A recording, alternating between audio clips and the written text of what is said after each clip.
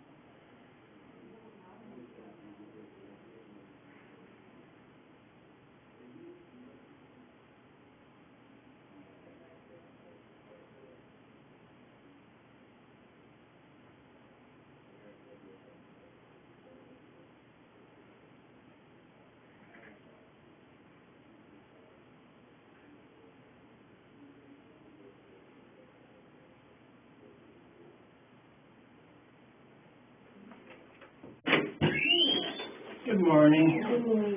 You already got something to drink. My name's Scott, and I'll be giving you a polygraph. Let me first say I'm sorry for your loss. You know, what a tragedy. I'm sorry we've gone through this, and I just can't imagine. I got 3 kids of my own, and I don't know what you're going through, and hopefully we can figure that out together, because obviously this isn't like you. You got 3 kids, so something went wrong, something happened, and my job is to get another statement from you, giving you a polygraph, and hopefully you pass that polygraph. If you work with me as a team, you will, and we can say this is what happened. There's no more need for speculation, because that's what people do in situations like this, is they speculate that maybe there's something more to this. But by working together, you and I will be able to show that no, there's nothing more to this. This is really what happened. Okay? Does that sound like a good plan? You gonna work with me? Mm-hmm. All right, awesome. Like I said, I am so sorry for your loss. That's just a terrible thing. What we're gonna do today is have a consent form to take a polygraph that I got to fill out. Then I'm going to ask you some medical questions to make sure you're medically fit to take a polygraph. And I'm sure you are. This is just like, do you have seizures and stuff like that. And then we are going to make a detailed statement about what exactly happened. And after we get your detailed statement, I'm going to give you a polygraph on that statement. And the questions are going to be something like, did you purposely leave out any information on your statement? And you'll say no, you'll pass the polygraph, and then we'll be done. Does that sound good? Mm-hmm. Is that a good plan? All right. Okay.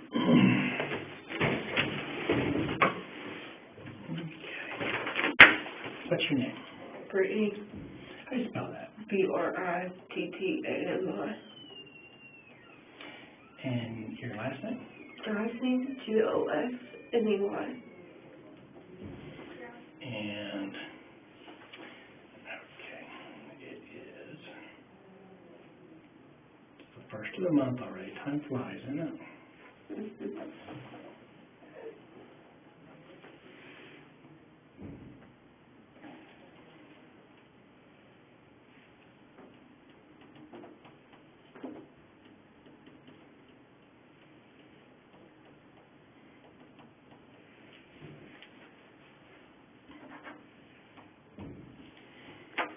So basically, this will help me in the long run too. Well, it'll help say this is the truth, because you've changed the story a few times. Because we went from he's just missing to Yeah, because that's what the other person told me to tell. right. So finally, we'll be able to say this is the truth. You know, she's being honest. She's an honest person. We can trust her. So it'll help that. It'll help get the truth out. Okay. All right? Okay. This says, I, Brittany Gosney, voluntarily, without threats, duress, coercion, force, promise of immunity, agree and request to take a I'm sorry, I got the wrong form. That's for if you want to be a police officer.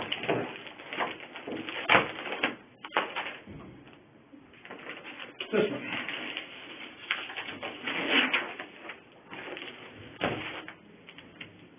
You don't want to be a police officer, do you?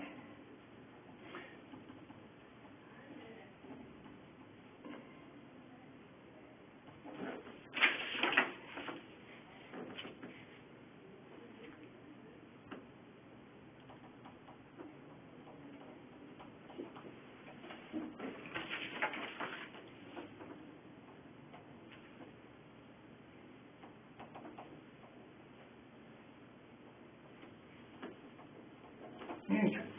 This says, I, Brittany Gosney, voluntarily, without threats, duress, coercion, force, promise of immunity, or reward, agree to take a polygraph examination for the mutual benefit of myself and/or officers or agents of the Middletown Police Department.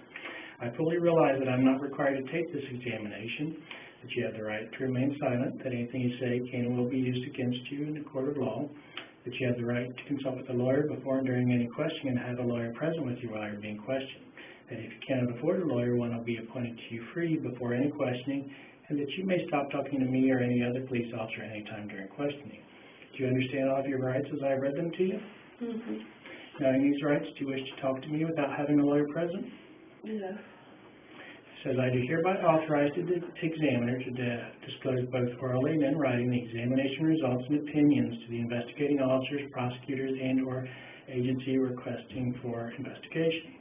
In addition, I also represent that not only am I in good mental and physical condition, but that I know of no mental or physical ailment that might be impaired by this examination. If you do not understand this form completely, do not sign it, but have the examiner explain it to you thoroughly or seek other competent advice.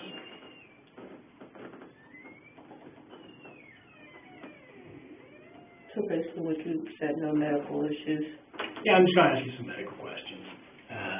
Basically, I want to know what kind of medication you are on because that can affect the examination results. I want to make sure that you don't have seizures and just medical questions that would explain some of the results. Because what I'm looking at in a polygraph examination is your blood pressure, heart rate, sweat gland activity. There's certain medications that will affect. Well, they didn't ask me, but I have a rare heart disease. My heart attempts to beat fast. Yeah. Okay. So that's a good thing to know, is that stuff like that. And it'll just help me when I'm looking at the charts when we're done. Say, well, you know, Brittany, she has a rare heart disease that causes her heart to beat fast. So that would explain why her heart's beating fast throughout the entire test. So that's good to know.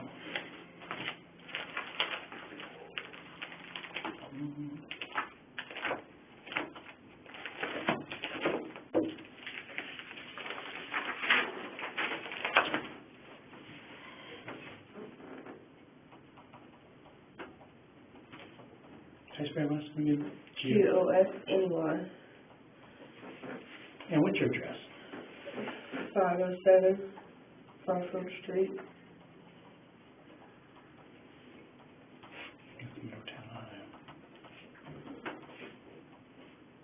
How old are you? 29. And your birthday? 2592. And education. How far did you go in school? To 11th. 11th grade? Why didn't you graduate? So they wanted me to repeat everything I had already done. Oh, why is that? I don't really know. I did all my work in 11th grade, and then they told me I needed to redo it all back over, and I was like, why should I have to do that? Oh, they wanted you to redo the 11th grade? And you just gave up after that? Are you working on your GED or anything? No. Mm-hmm. Okay. Do you read and write okay?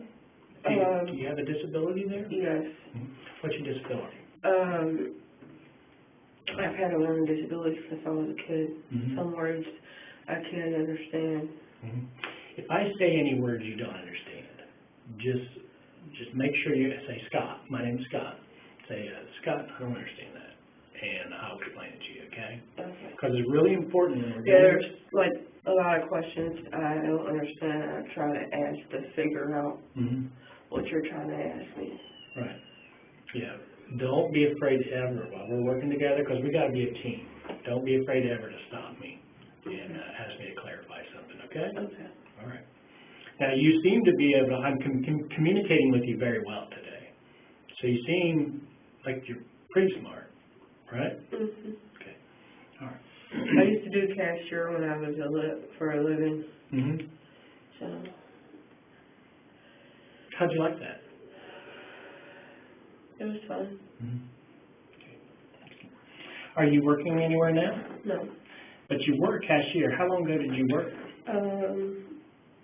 Since 2018. 2018, where'd you work? I worked at Kroger's. Kroger's. One of my children works at Kroger's. Family Dollar. Kroger's and Family Dollar. How long did you work at Kroger's? Well, I started working at Kroger's in 2016, so I worked there for 3 years. All right, so you know, so you did pretty well there. Why did you leave? They kept cutting hours. How about the Family Dollar? How long did you work there?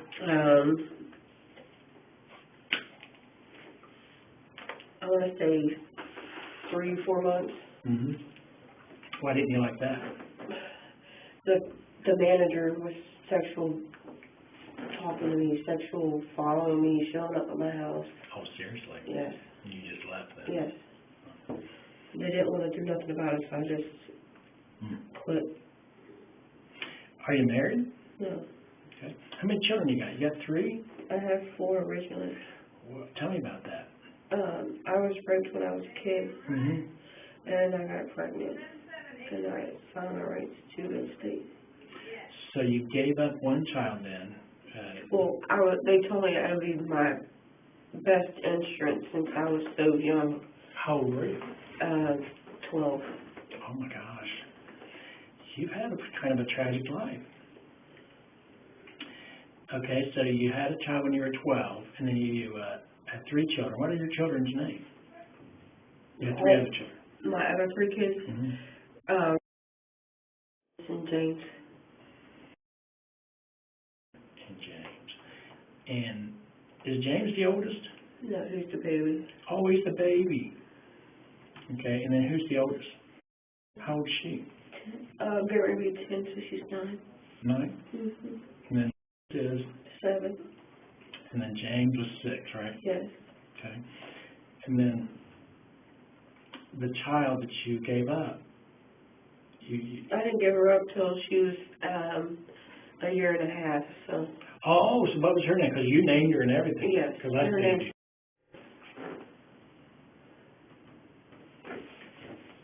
How old is she now? Do you know? 12. 12. Okay. Do you ever have contact with her?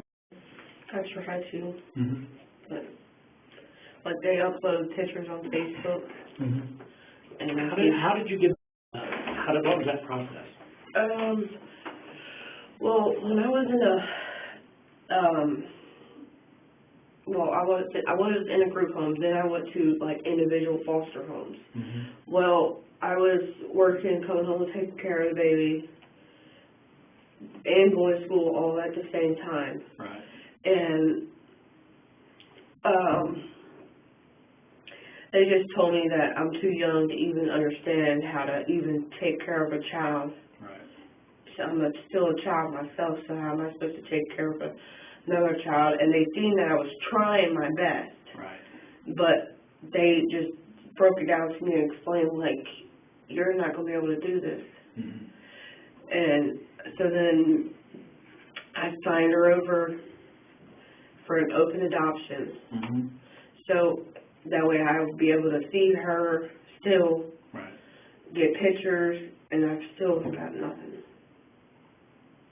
When's the last time you talked to her? Since I gave her up. Oh, seriously?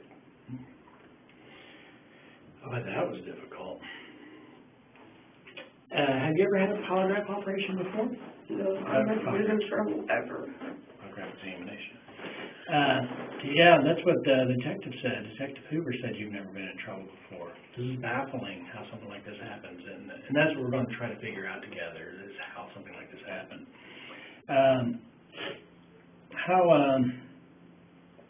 Who brought you up? Who raised you? My mom. Your mom? Was your dad in the picture? Do you want me to get you Kleenex?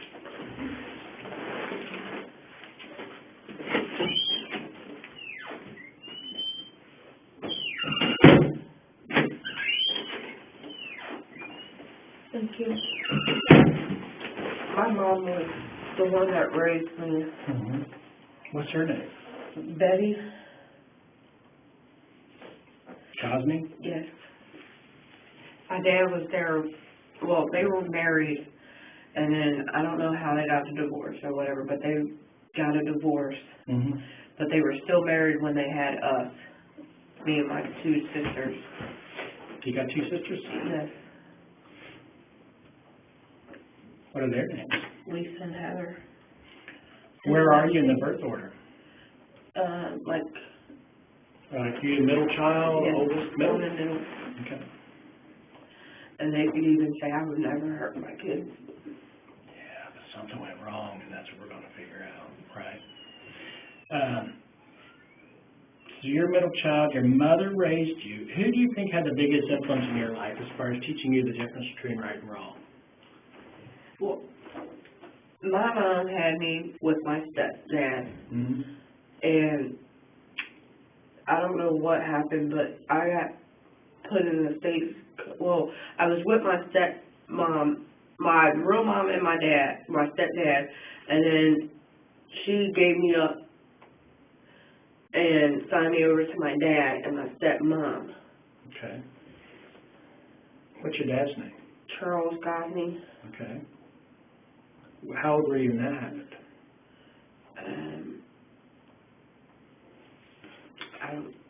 I was little. I didn't know. Okay. But yeah, my stepmom and my real dad had let me get raped. Like they were paying this guy Mm-hmm. to rape. Well, basically they were allowing it. He was paying them money and all to rape me. Did your dad go to prison for that, I hope? My dad's paralyzed. Mm-hmm. He had a real bad stroke. So. My dad wasn't really there all the time, so it was mostly my stepmom. What's her name? Margaret. Margaret. Did Margaret go to prison? No, didn't do nothing. How about the guy that raped you? Did he go to prison? Yes. At least he went to prison, huh? Is he still locked up? What's his No, name? he just, George, Mm-hmm. they call him Pete. You said he was just released? I don't know when he was released, but I know he's not in jail anymore. Mm-hmm. Okay. Did you have any grandparents that were influential in your life? Like my mom's mom, Mm-hmm. my grandma, Was she ever there for you? we went and visited her. Mm-hmm. So after you were raped at your dad's house, what happened then? Did you go back to your mom's? No, they made the guy that raped me take me out of the state with the little girl, because I had the little girl already. Right. And they took me to Georgetown. I don't know where it was, but somewhere in Georgetown. Mm-hmm. And somehow another 2 fun kids got called, involved, something like that.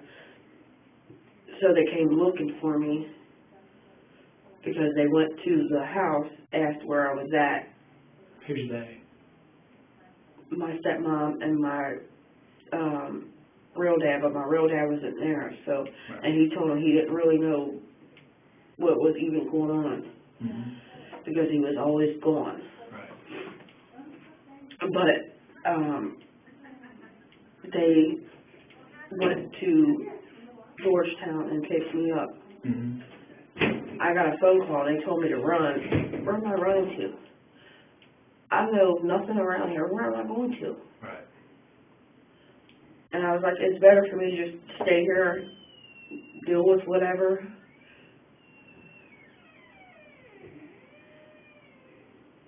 And then I got taken, and then I went to a group home first. Mm-hmm. And then after that, I went to individual houses, individual people that had. Foster home? Yes. Okay. When you were in the 11th grade and you dropped out, were you in a foster home at that time? No. Who's Well, home yeah, then? actually, because I was in middle of school then. Mm-hmm. So yeah. And now you live on Crawford Street. Is that your home or is that somebody else's home? That's mine. That's in my name. It's in your name. Are you buying or are you renting? I'm right now. You're renting? Okay. So your boyfriend, Mhm. his name is, what's his name? James, James moved in with you. well, we both was living in a motel Uh-huh. because we both had nowhere to go. Right. So we stayed at hotels because he couldn't see me on the street with the children. Right. So, him and his wife had a big, whatever. Mm-hmm. They basically separated, but they're still married. They're still married. But they separated, and they've been separated for almost a year now.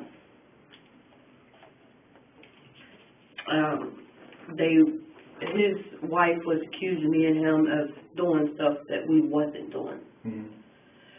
So, and then, we started basically forming feelings for each other.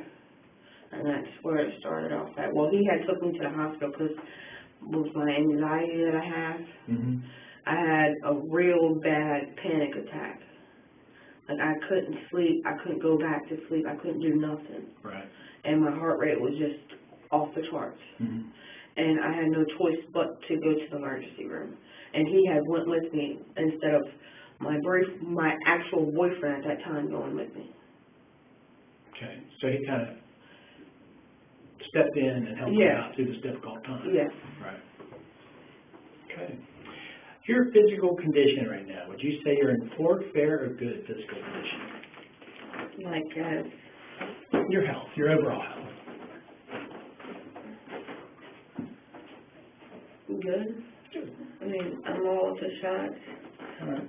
I'm just not took my medicine today and tired. We'll talk about medicine here at the very end. Have you had any injuries or surgeries in the last 6 months? No. Okay. Are you in any pain or discomfort right now? Mm. Okay. Are you pregnant? I don't know. You don't know? Are you late? How late? A month. A month late. Probably should get that checked. I told them, so I don't know. Mm-hmm. Do they check you here? Or you don't know? Well, I mean, you can let them know if you're having any issues. You know. Okay. Have you had a meal in the last 24 hours? Have you had anything to eat? You Yeah. probably had something to eat this morning. Yeah. Well, I didn't eat this morning. I went back to sleep. I was so tired. Mm-hmm.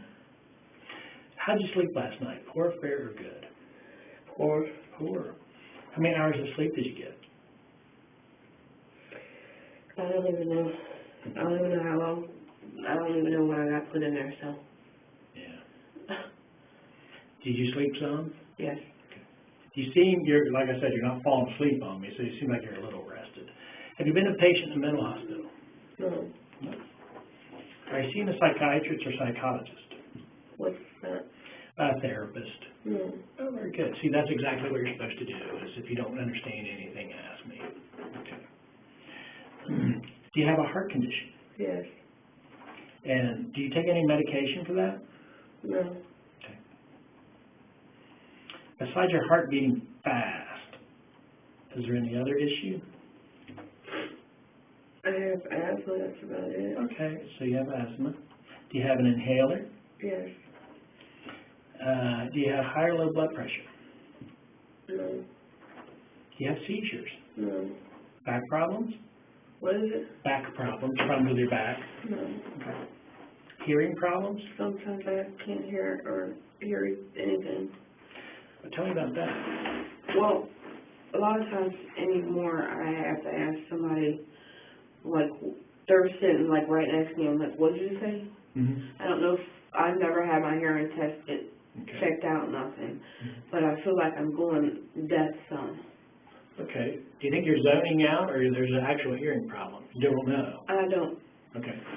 If you're not 100% sure of what I'm asking you, just ask me to repeat. I'm never going to get upset about that. Okay. My mother-in-law lives with me. She's 93. Oh my gosh, I have to repeat questions to her all the time. So I'm used to dealing with people that can't hear very well. Okay.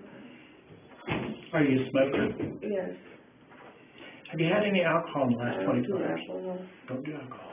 Okay, now we're going to talk about medications. What kind of medication have you taken in the last 24 hours, either illegal or legal? The only thing I've taken was my legal drugs that's prescribed for me, which is the droxazine for anxiety, Mm-hmm. sertraline for allergies, What's that called again? sertraline. Sertraline? Mm. Mm-hmm.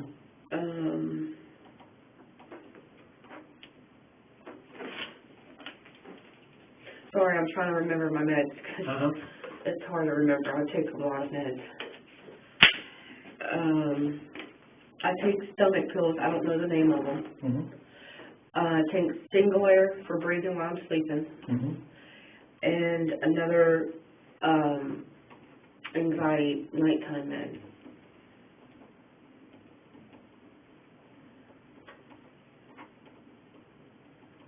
So 2 different anxiety pills? Yes. Okay. The one I take 3 times a day, the hydroxyzine. That's 3 times a day. When's the last time you took that? Yesterday morning. So it's been more than 24 hours, probably, depending on the time. It was around 8. So, well, it's 8:16 now. So, have you taken any pills in the last 24 hours? Okay. No, they didn't give me nothing yet. All right. You are fit to take a polygraph. All right. Now, let's talk about what happened. And we need to start from the very beginning on this. So, why don't you tell me what happened? I don't want to put any words in your mouth. I want you to just tell a story to me. And then I'll have some questions about that story. Okay. It was Friday going into Saturday morning. Mm-hmm. Me and the boyfriend was having an argument. Mm-hmm. Well, the kids were... And the boyfriend's name is? James. Mm-hmm. Do you want to put his last name? Because they're both... Yeah, better, James. Hamilton. Hamilton, okay. We were having an argument. He was complaining that I constantly don't discipline my children. Mm-hmm. Because I'd rather not. Right. I'd rather just make them stand in a corner for a few Mm-hmm. than putting my hands on my children. Right. And he told me I needed to get rid of them. Okay. And he's been telling me this since we moved in there. Mm-hmm. So we moved in there in February. He's been telling me a whole month. Mm-hmm. He told me he wasn't mentally stabilized to be dealing with children, and I didn't know what he meant. Mm-hmm.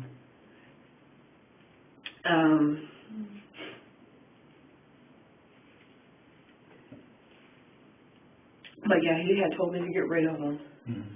So I basically did what he asked. I took him to,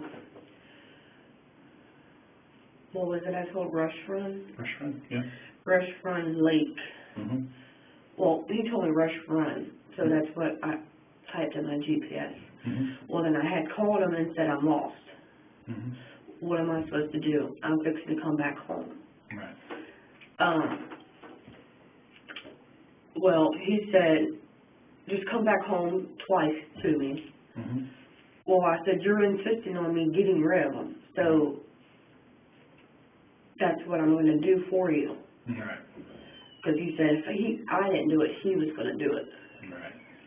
While I was asleep. Okay. So, I took him to Rush Run Lake. Mm-hmm. The 2 older kids had gotten out, which is Right. James was still in the back seat,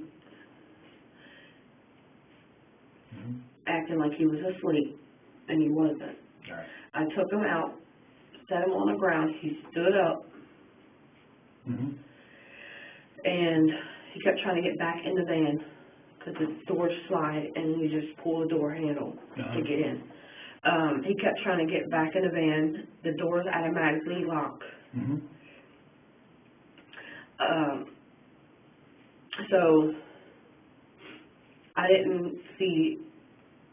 I know he had the handle Right. trying to get back in Mm-hmm. because he kept saying, "Mom, you don't want to be here." All right. basically he was a baby, he's scared. Right.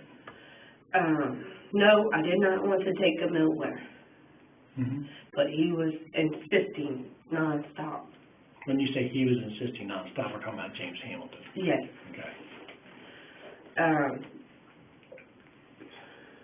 I mean, he has a kid of his own, so I don't understand how he's not mentally stabilized for kids.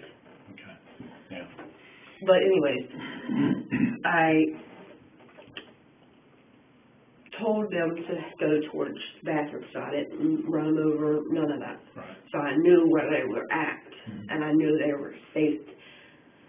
Well, the elder two went towards the bathroom like I asked, the older two. Mm-hmm. James refused to because he wanted back in the van because he was scared, Mm-hmm. and he didn't want to be there. Right. He had a door handle, and I took off, not realizing that he had the handle, Right. and I didn't take off far. I showed him on the map. Mm-hmm. I didn't get all the way out to the main road. Mm-hmm. But I had dragged him. I heard a little noise. I didn't hear a thump or anything like I ran him over. Did you feel a bump? No. Mm-hmm. Okay. But what I'm thinking is I dragged him, and then eventually I didn't run him over because I didn't hear a thump or like the van lifted up on one side, because I ran over animals that's already dead in the road, Right. so I know what it feels like. Wow. So I didn't feel that when I was driving or anything. So eventually he had to let go of the handle. Mm-hmm. And my daughter said that I didn't run him over, because I asked her, did y'all see me run him over? She said, I seen what you was doing, Mom, you didn't run him over. Right. And he had that door handle. Me not realizing it, I accidentally drug him. And she said, I only drug him for, well, she thought it was only a few minutes, because she doesn't know. Right. She said, I drug him for a few minutes, Mm-hmm. and he let go, like he couldn't basically hold on. Right. Probably because I was trying to hurry up and get out of there, because that's what he told me to do. Right. Because I don't know nothing about driving. He's more experienced than I am. I'm basically a new driver. I just started driving recently. How recent? Well, I have my ID, so my actual driver's license. I went to take the driver's test, Mm-hmm. and then passed my driver's test and got my license. So you do have your license? Yes. Okay. And you were able to pass the test? How many times did you take the test? I just took it one time that day. So you passed it the first time? Well, the written test? they made me the driving part. Mm-hmm. So They the made written me. part? I passed the written part, I believe. Okay. They made me try it twice. I got it wrong. Well, they did it 3 times. Mm-hmm. I got it wrong twice, and the last time I got it right, because they said you only get 3 tries. And that's the driving part? Yes. Okay. And I got it right the 3rd time. Good job. So, Mm-hmm. yeah. But it's the first time ever I had my license. How long ago was that? I want to say at the end of last year. No, I'm trying to remember. Yeah, because we was in a hotel. It was in December. And you never had a driver's license before that? No, Mm-hmm. never. So you've been driving for 6 months? Yeah. About 6 months, yeah. Mm-hmm. Okay. But we can check that for sure on that. Yeah, you can see it on my ID. So you drove away, then what happens? I pulled out, went to the left, Mm-hmm. went all the way to where there was 2 parts that went like this. Mm-hmm. You can either go this way or this way. There was an arrow, Mm-hmm. a yellow and black arrow sign. I don't know, it was posted right there in front of me. Okay. I could see it with my headlights. Mm-hmm. I went there, I stopped there, I got that far, turned back around and went back. Okay, then what happens? I got almost to where I had dropped him off at, Mm-hmm. and my two older kids were maybe a quarter mile from the entrance of where I put them at. So they had walked about a quarter mile when you left? Yes. After you left, okay. But when I had left, they were back by the Right. bathroom. Right. And I asked them where James was, Mm-hmm. because I didn't realize that I hurt him Right. or drug him. Mm-hmm. So I asked him, where's your brother at? I don't know, he's back there laying down. I can't get him up. Mm-hmm. So I went back to see what happened. Mm-hmm. Well, my daughter said he was breathing heavy. Mm-hmm. Because I asked her when she said she couldn't get him up. Asked her if he was breathing, and she said, yeah, he was breathing kind of heavy. He took like 2 or 3 deep breaths, and after that, she said she couldn't get him to wake up, nothing. So therefore, he was dead by the time I got to him. He was no longer breathing when you got there? Yeah. Okay. Then what happened?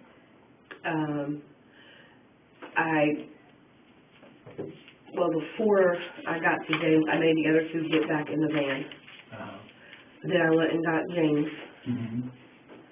and put James, I laid him in the floor of the van Mm-hmm. in between the 2 front seats and the back seat. Mm-hmm. Took him home All right. to 507 Crawford. Mm-hmm. Got the kids out, carried James into the house. Mm-hmm. James Hamilton already had the door wide open, Mm-hmm. so I didn't have to pull out a key or anything to get in. So did you call him between I and home? I called him. Okay. Well, I had texted him Texted him. and said I got rid of him, Mm-hmm. and he called me because I said I might have accidentally hurted James because I. This is before you went back to pick up the kids. Yes. You already texted him. And you said you might have accidentally hurt James? Yes. Mm-hmm. And he had called me, Mm-hmm. and he told me to go back and get them, that he would do something with them when I got back, since I don't know how to do anything right. Okay. So you texted him and said you got rid of him, you might have hurt James. Then he called you and you talked to him. Yes. And during this conversation he says what? He says, go back and get them. Mm-hmm. I will take care of it. I will get rid of them when you bring them back. And then what happened? So that's when I went back. Now, when he said, I'll get rid of them, 3 children. he's going to get rid of all 3 of them? Yes. Okay. Okay. And then what happened? So I went back, because that's when I turned around, Mm-hmm. went back to get the children. Mm-hmm. The 2 was coming out. They were like a quarter mile away from the where I had left them. Mm-hmm. I went back and I asked the 2 kids where James was, and I went back. Well, I asked him if he was okay, breathing and all that. So I went back and got James. Right. He was laying on the ground. Mm-hmm. He was, it looked like he was bleeding right here, because it was like blood dripping like this and like this. Right. And my daughter said he had hit the ground.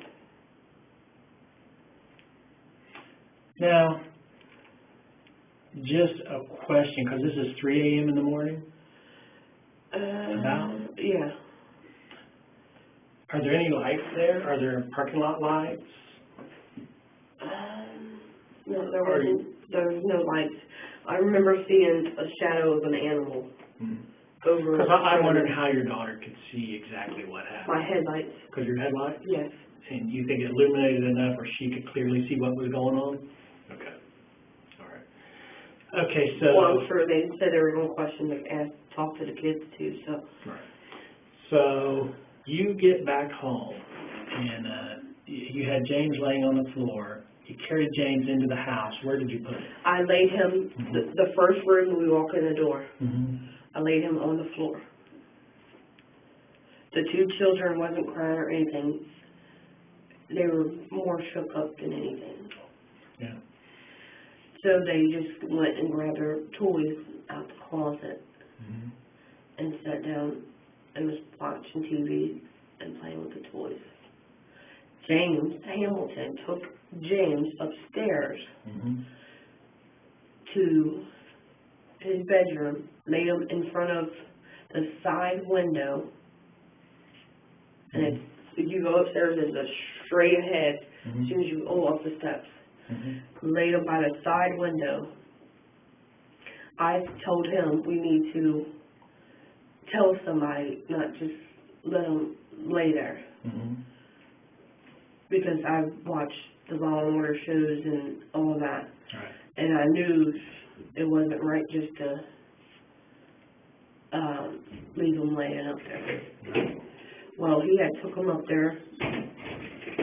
He said we had 2 to 3 days to get rid of the body. Uh-huh. Because I know nothing about dead people's bodies, none of that. So he went upstairs. We had a heat rolling because we were cold. Right. And the children kept saying they were freezing. So we turned on the heat. He went up there and said this is what he told me. He went up there and blocked off the heat. Try to keep it cool in the room Yes. he was in. Mm-hmm. And then, what is today, Monday? Yes. Sunday morning, early Sunday morning, Mhm. well, Saturday night, we went to sleep Mm-hmm. at 10-ish. Mm-hmm. The kids were already asleep at 9-ish. Mm-hmm. We went to sleep. He woke me up at 1, Mm-hmm. told me we need to have this done by 2:30 in the morning. Mm-hmm. Well, we'd be out of here by 2:30 in the morning. Yeah. So we took and drove to Indiana, Kentucky, White River, Lake River, White. You gotta tell me, I can't put words in your mouth on that, so you can just describe if you don't know. Well, it said Cincinnati, You Kentucky. talking about where the detective took you yesterday? Yes. Okay, I know where that is then. It is, 275, from Indiana to Kentucky, Whitewater area. That's right. Okay. I knew it said white. I couldn't remember the Yeah. rest. But we took them there. Mm-hmm. We had to do it twice. Like, we went to do it the first time. He said there was too much traffic. We were going to get in trouble. All right. So he took that next exit, which is Pittsburgh, I think. Mm-hmm. We took that exit, got back on Mm-hmm. the same highway, but going back down. We went to that next exit back down. Okay, now I know from talking to detectives, I think you've skipped over something. And that is, he woke you up, and so we have to have this done by 2:30. When he woke you up, what did you guys do? I woke up and he told me to start getting dressed. Right. Because I was still trying to Mm-hmm. wake up, function right. And he told me to start getting, well, I went to sleep because I was so tired. I went to sleep with still the sweatpants on that I told them I had on, and the pink shirt. So I went to sleep with the same clothes on because I was so tired. I just wanted to go to bed. Mm-hmm. So he told me to get socks, shoes, and a thin jacket on or something because it was raining. Mm-hmm. So I did that. He went back upstairs and got James. He carried James downstairs. He went up there and got him, carried it down. Okay. I opened we both went out the door at the same time, but I had opened the door first. Mm-hmm. Because he told me to open the door, and we both go out at the same time. Me to go to, when you go on our walkway, the front, the sidewalk right there, stand there and look around, see if I see any headlights or anybody out. and kind of glance around next door to see if there's any lights on or anything like that. Right. And he told me to just wave when it was okay. Mm-hmm. So that's what I did, and opened the passenger side back door. Okay. So that's what I did. He laid James in there, and he said he already has a string, well, the rope, not string, the rope and the center block. Well, it was a brick. Well, it was like a big block like this. It didn't have holes in it. He made holes in it. Okay. If it's making any sense. So it's like a paver? Is it square? Yes. You had to put holes in it? Yes, and Okay. it was something like a center block, Mm-hmm. but he had to make his own holes. Okay. And he had got that. He said he had got that from a neighbor's house over a fence. From over a fence. So is it a tall? It was like this long, How thick was it? and it was like this. Okay. And he had laid, we had to stop the first time. How do you put a hose in it? Do you know? I don't know if he did it on his own. Do you have to use a drill? I You don't know. I have no idea. Okay. But I know he said he had to put holes in it. Okay. And then he told me he's got the holes in them now. He had,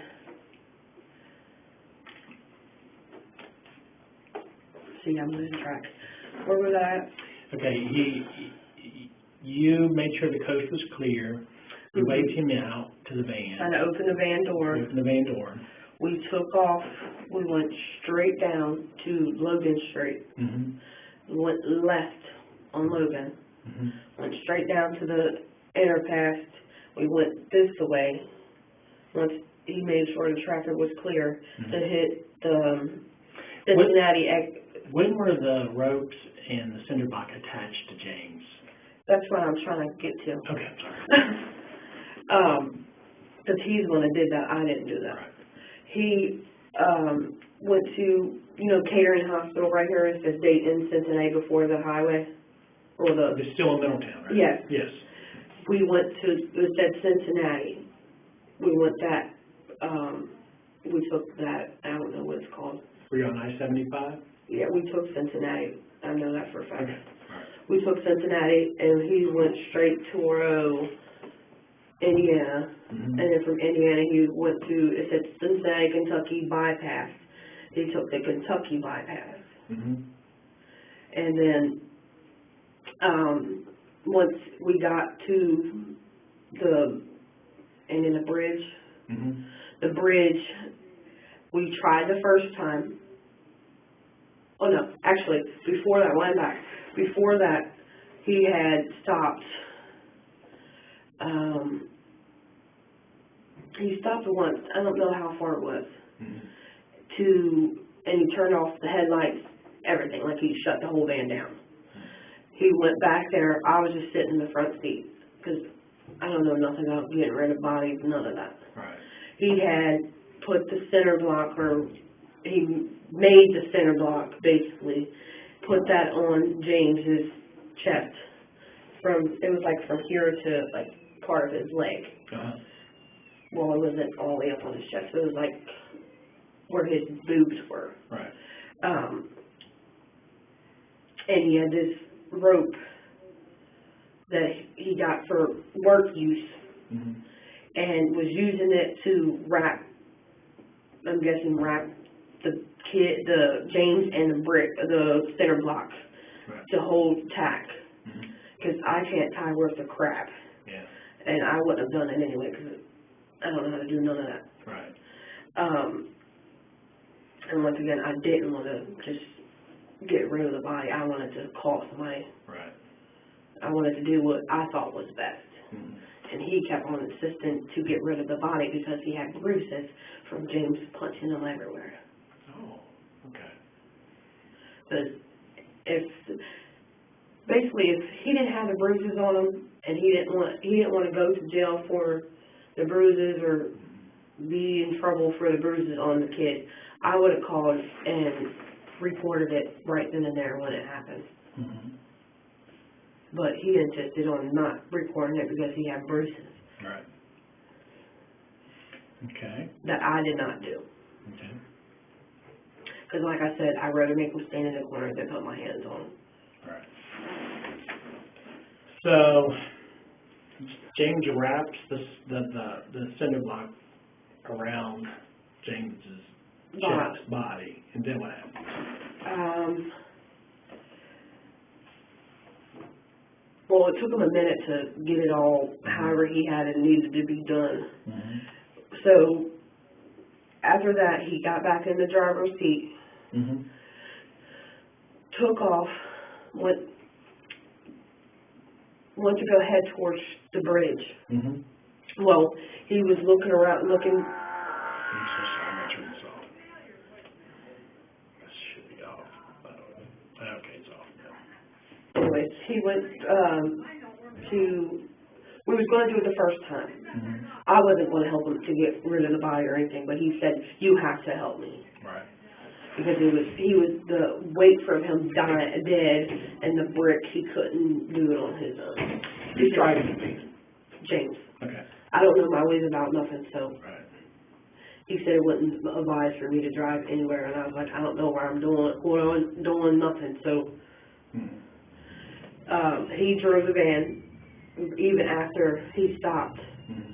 to wrap him up. Right. And he was driving the whole time, Mm-hmm. even to go back home. Okay.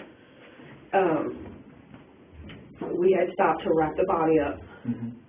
Well, we stopped, he wrapped the body up, I didn't wrap it up. Right. I was, waiting for him to get done. You told me to try to duck down, I guess so nobody would see a shadow in the car or something from the headlights. Mm-hmm. Told me to duck down to make it seem like there's nobody in here, the car is abandoned. So that's what I've done. And we went to go head up to the bridge the first time. Mm-hmm. Well, he noticed there's cars coming at us. Mm-hmm. So he said we had no choice but to keep going and go to the next exit. Mm-hmm. Got off on that exit, went back around, Mm-hmm. got back on that highway, that same highway, Mm-hmm. on the opposite side, Right. then got off on the next exit, going back down. I don't know what that next exit is. Okay. But you drove them there. Yeah. You went with the detective, Yeah. so they know. Right. I drove him, well, I didn't drive him. Right. We went to that next exit, we went back, got off that next exit, went back on, to get back on the, I guess highway would it be? Yeah. Highway, Mm-hmm. to go back to the bridge. Mm-hmm. Well, he had stopped, like, because I showed the bridge don't have nowhere you can just pull over off to the side. Yeah, it's kind of skinny, isn't it? Yeah, and he had stopped, I mean, like halfway down the road before the bridge, where it started cutting off. To wait till traffic was clear, he turned off the headlights, same thing again. Right. Waited for traffic to be clear, Mm-hmm. and took off flying to the middle of the bridge. Mm-hmm. Stopped to the middle of the bridge, told me to get out, Mm-hmm. hurry up and open the back passenger side door, Mm-hmm. and I was to grab his feet and help him toss the Right. child over. Mm-hmm. And he grabbed the top half. Right. And he was in the driver's seat, walk in between the two seats up Mhm. front, grabbed his head, and he had got out too, because we were standing like this, basically, Mm-hmm. to toss him over. And I heard we tossed him over, I heard the splat because of the brick being heavy. Right. So you had the feet and he had the head and you guys just tossed him like that? Yeah. Okay. Then what happened? We went home. Then what happened? It was around almost 5 o'clock Mhm. in the morning, the time we got back home. Right. The kids were still asleep Mhm. when we got back. We sat there a while. I went to sleep. I couldn't stay up any longer because I still had my meds in me. I was still ready to go back to sleep. Mhm. I even was kind of falling asleep going to do all this. I went back to sleep. He woke me up at 8 o'clock, said, we gotta go report this Mhm. as a missing child. Okay. So then we came here. Well, he waited an hour to make y'all think that we went looking for him for an hour. Okay. So in between that hour of waiting, we went to the garage Mhm. that I showed them. Right. He put the rope, the leftover rope, and I don't know, is it a hard drive you put in the recording camera thing? Yeah. He took I forgot to mention that he has the cameras. Mhm. He had a recording thing, but it doesn't have audio. Right. Well, that's what he told me. I don't know nothing about those cameras. And most security cameras don't have audio. He took the hard drive out. Mhm. It was a skinny, like an iPod. Have you ever seen an iPod? Mhm. He took the hard drive out, put it back in the original box in plastic and all. Mhm. It was a blue and white box. Mhm. He had put those boxes, because there's two of them. One he hasn't used, and the other one has the footage What did he do with these hard drives? The hard drive. in the garage. They're in the garage right Yes. now? Yes. Okay. I don't know exactly where at, but I seen him go in the garage with it. I don't know if he went out the back door. So this was the hard drive, and was this before you came down here and reported him missing? Yes. Okay. So this goes up here. So he took the hard drive out of your security camera. Well, his security camera's on mine. It's his security camera, okay. I have no idea about none of that security stuff. Where are the cameras? There's one on the front, Mhm. two on the side, one like this, Mhm. and one on the back. Okay. Do they record all the time? Yeah. Okay. All right. That's good. Okay. Okay, am I missing anything, or you? No, I want to know, because I'm trying to think of questions that other people will have, because we don't want people speculating. Because what happens when people speculate, they think the worst. But we just want the truth to be known. The daughter you had when you were raped, Mm-hmm. her name's, is that right? You gave her for adoption. The first question anybody's going to ask, in my mind, is if these kids are too much for your household to handle, why didn't you just put them up for adoption like you did? I didn't want to, Why not? because I knew I was going to be able to take care of them, care for them, make sure they went to the doctors, school, everything, But you took them out to Rush Run to leave them. because that's what I was told to do, or he was doing it himself. And if he did it himself, what was he going to do to him? Now, when you're driving to Rush Run, and you're thinking, I'm going to get rid of these kids, surely you know if you just drop them off, they're old enough to talk and say who they are and where they belong, that they're going to end up right back at your house. That's what I told them. So, They still insist on me getting rid of them somewhere. So if you're going to get rid of them, that really doesn't get rid of them. That just Puts them in where they're not supposed to be at. yeah, and you're potentially going to be in trouble for that, for abandoning these kids at Rush Run. So that's not really getting rid of them. What was your plan to do at Rush Run when you got there? What were you going to do? Just drop them off, and I told them to stay in the bathroom so they wouldn't get hurt. Then what was going to happen? In your mind, I was just going to go back home.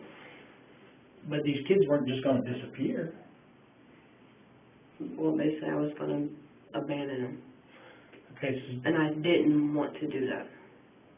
But they know where they live and everything. They don't know where we live at, but they do know my name. Right. Basically, that's it. They know my name. They know their name. Okay, so how is this going to solve the problem? Because they're going to end up back at your house. How is dropping them off at Rush Run solving a problem? So he didn't have to deal with them? Yeah, but they're going to end up back there. Because somebody was going to find them and bring them home. Yeah, but I took him there so he didn't have to deal with them. Because he said to take them somewhere so he can, because he's tired of dealing with them and me not disciplining them. Mm-hmm. In your mind, what was going to happen at Rush Run when you got there? In my mind, I was just going to drop them off and leave. Because I'm going to ask you, in the polygraph, did you purposely omit any information in your statement? Were you going to kill them once you got to Rush Run? No, I was not. Because you were told you were in the wrong area, right? When you showed up at Rush Run, he tells you you're not in the right place. We had went there before to let the children use the bathroom. So I was confused because there was cars and stuff. You was going back farther. Mm-hmm. And I was confused because I have never been there. Mm-hmm. So, and then he had told me to take them to Rush Run Lake, where I remembered I was at. Why did it matter that you got to the lake? Were you going to drown them in the lake? No. Because, there had been a case a couple of years ago where a lady and took actually, her children. I was going to take them there, leave them there, and then when he was to go to work, I was going to go back to get them. So your intention was not to go to Rush Run and kill them? No. But his intentions, I believe, was if I didn't get rid of them, he was going to... Was he going to kill them if he got rid of them? He's told him several times that he wanted to kill them. Mm-hmm. He couldn't stand them.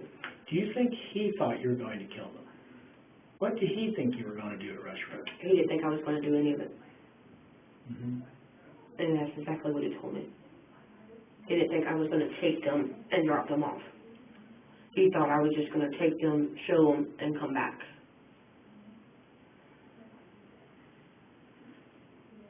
Literally, I don't have killing anybody in my blood. I've never killed somebody in my life. He said he's killed several people and got away with it. Mm-hmm. But your first child, when you got rid of her, you did it the right way. You put her up for adoption, the family took her in, and hopefully she's doing well. But these kids, you're doing it different to get rid of them. You're abandoning them. Well, I have tried to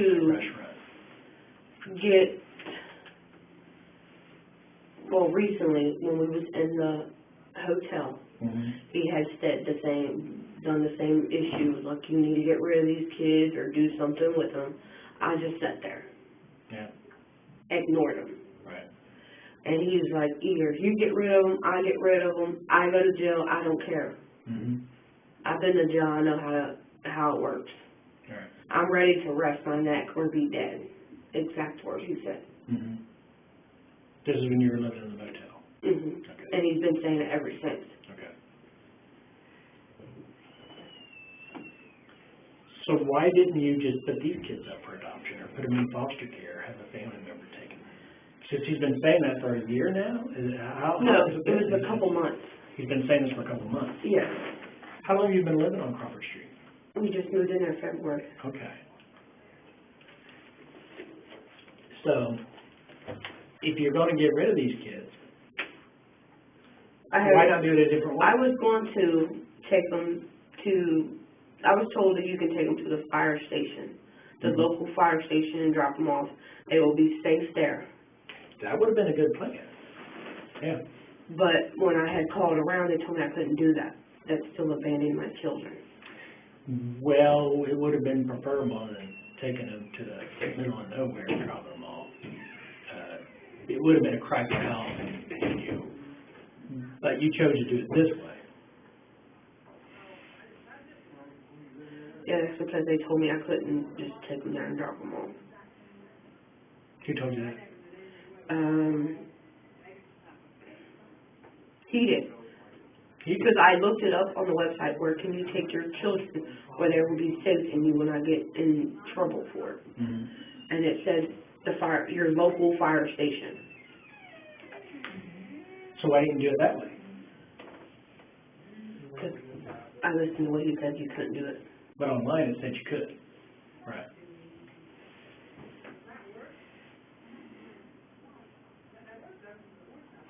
Okay. Am I making any sense here? Yeah, but what I want to get over this hump, because I don't know if you see it or not, but I do, and it's just a hump we need to get over. So you decided not to, because of what he said, drop them off at the firehouse, which would have been a good choice. And you decided to take them to Rush Run. But they still would have turned up. They're old enough to know your name, and they would have ended up home. So in my mind, in my thinking, the only way that would have worked is if when you left there, they were dead, so they couldn't make their way back home. Well, I knew they were going to make the way back home because I wasn't going to do nothing to them. And why was it important for you to be in the right place? You had to be at Rush Run Lake. Because so any place would have to mattered. them. But any place would have been good. But he was telling you were in the wrong place. Why was it important for you to be in the right place? So I remembered where they were, so I can go back to get them. But when you dropped them off, you really didn't have any intention of going back to get them. You didn't change your mind until after you got to the entrance, or the exit. Well, before I made them get out. Right. I sat there and was trying to, like, should I do this, should I not? Right. Should I listen to him, should I listen to myself? Right. And in that moment, you decided to listen to him and leave him there. Yes. But then when you got to the exit, you went back. But when you originally dropped them off, you had no intention of going back to get them. But you changed your mind. Yeah. When you got, okay. But I was not intentionally taking them there to kill them, anything. All right. I was taking them there, dropping them off. Okay. I knew eventually they were going to come back to me and I was going to get in trouble for abandoning them. Why not just abandon them at the firehouse then? If he convinced you were going to be in trouble for that. He didn't tell me any of that thing. He just told me I was going to, well, after all it was over, he said I was going to jail for the rest of my life. Mm-hmm. When it was all over? Why do you say that? Because surely he thought this plan would work, dumping him in the river and reporting him missing.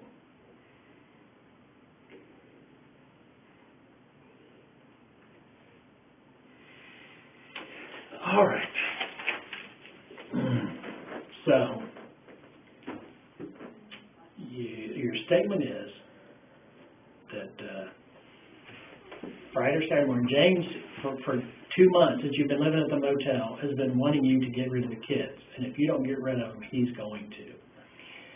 So you decide to take them to Rush Run and get rid of them.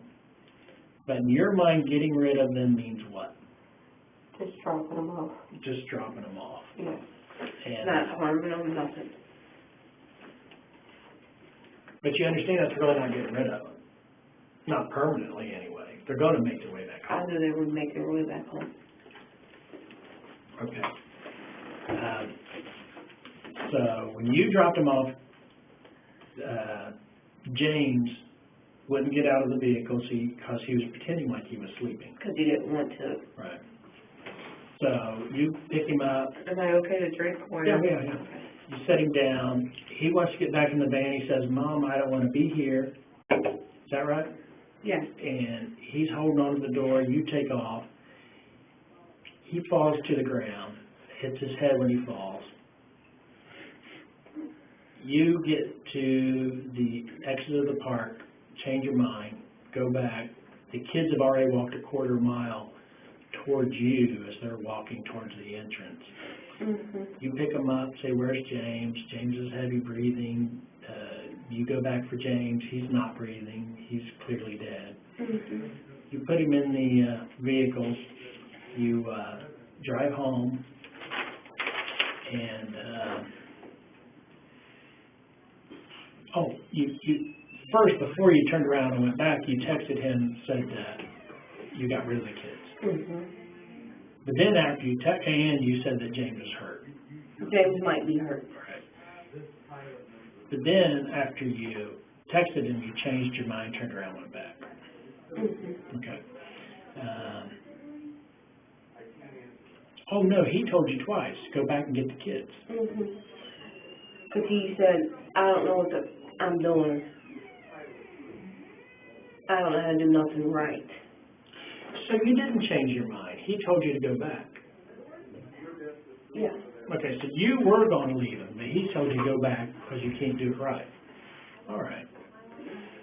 And I don't know what I'm doing. Okay.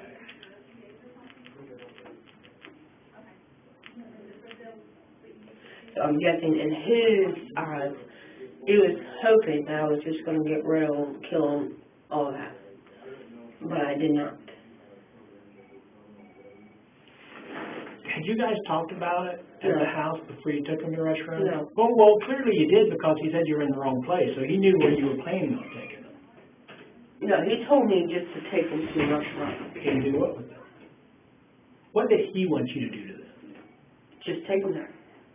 But you can't just take him there. You got to do something. What did he think you were going to do at the restaurant? I have no idea because I wasn't. Well, you talked about it enough that he knew you needed to go to the water. Okay.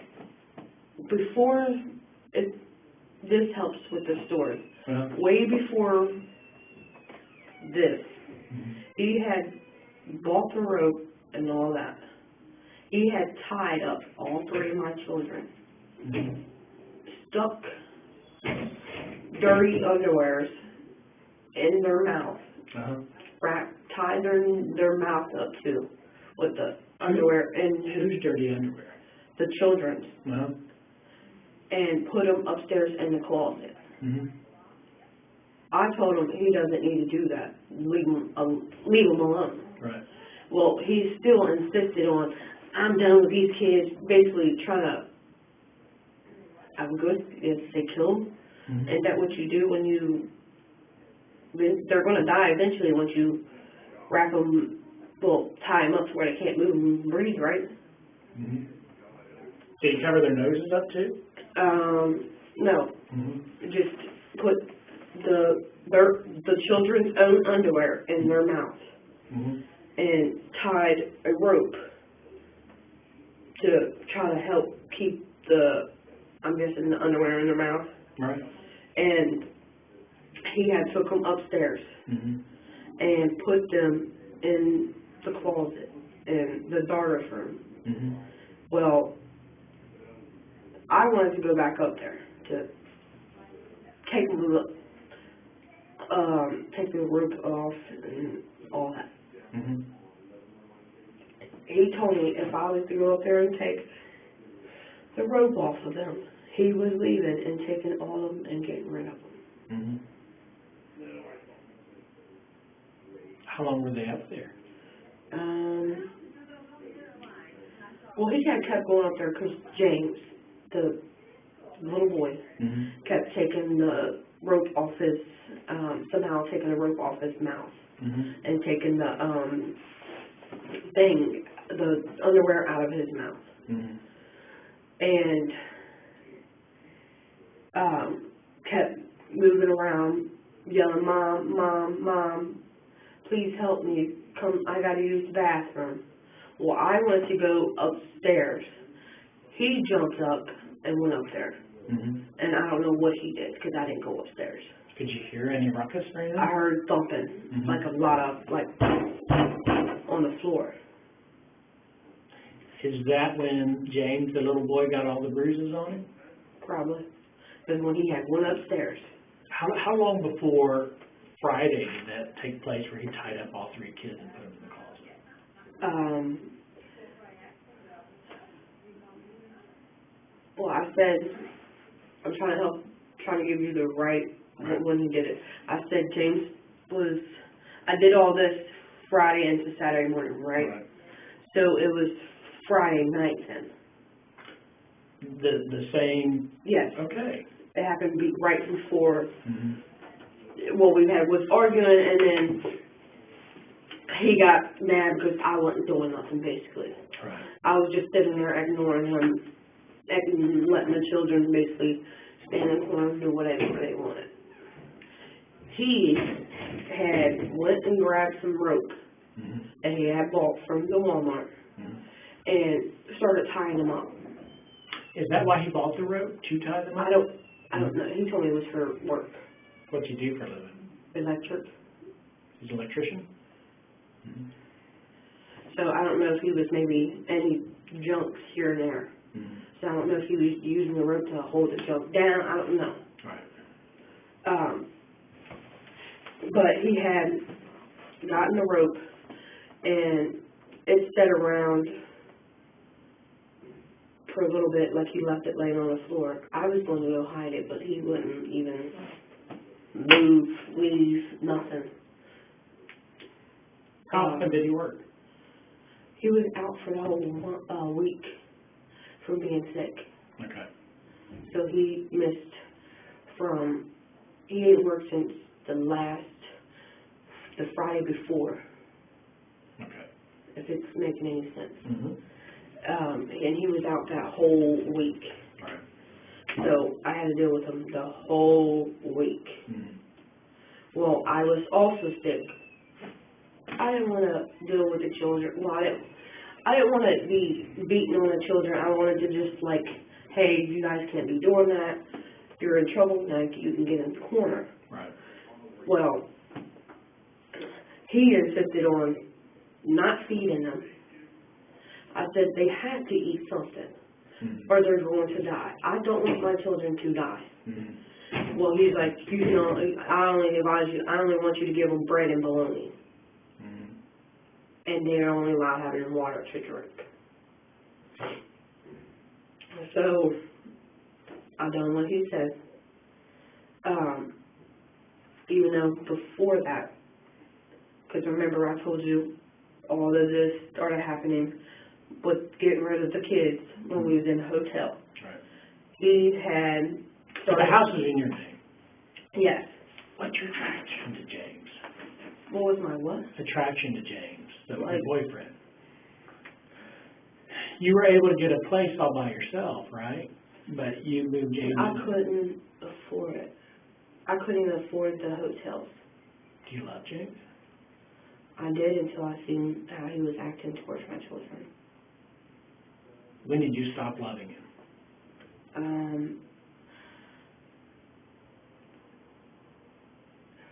I haven't, well, basically, once he started telling me to get rid of the children, is when my love for him basically started going down.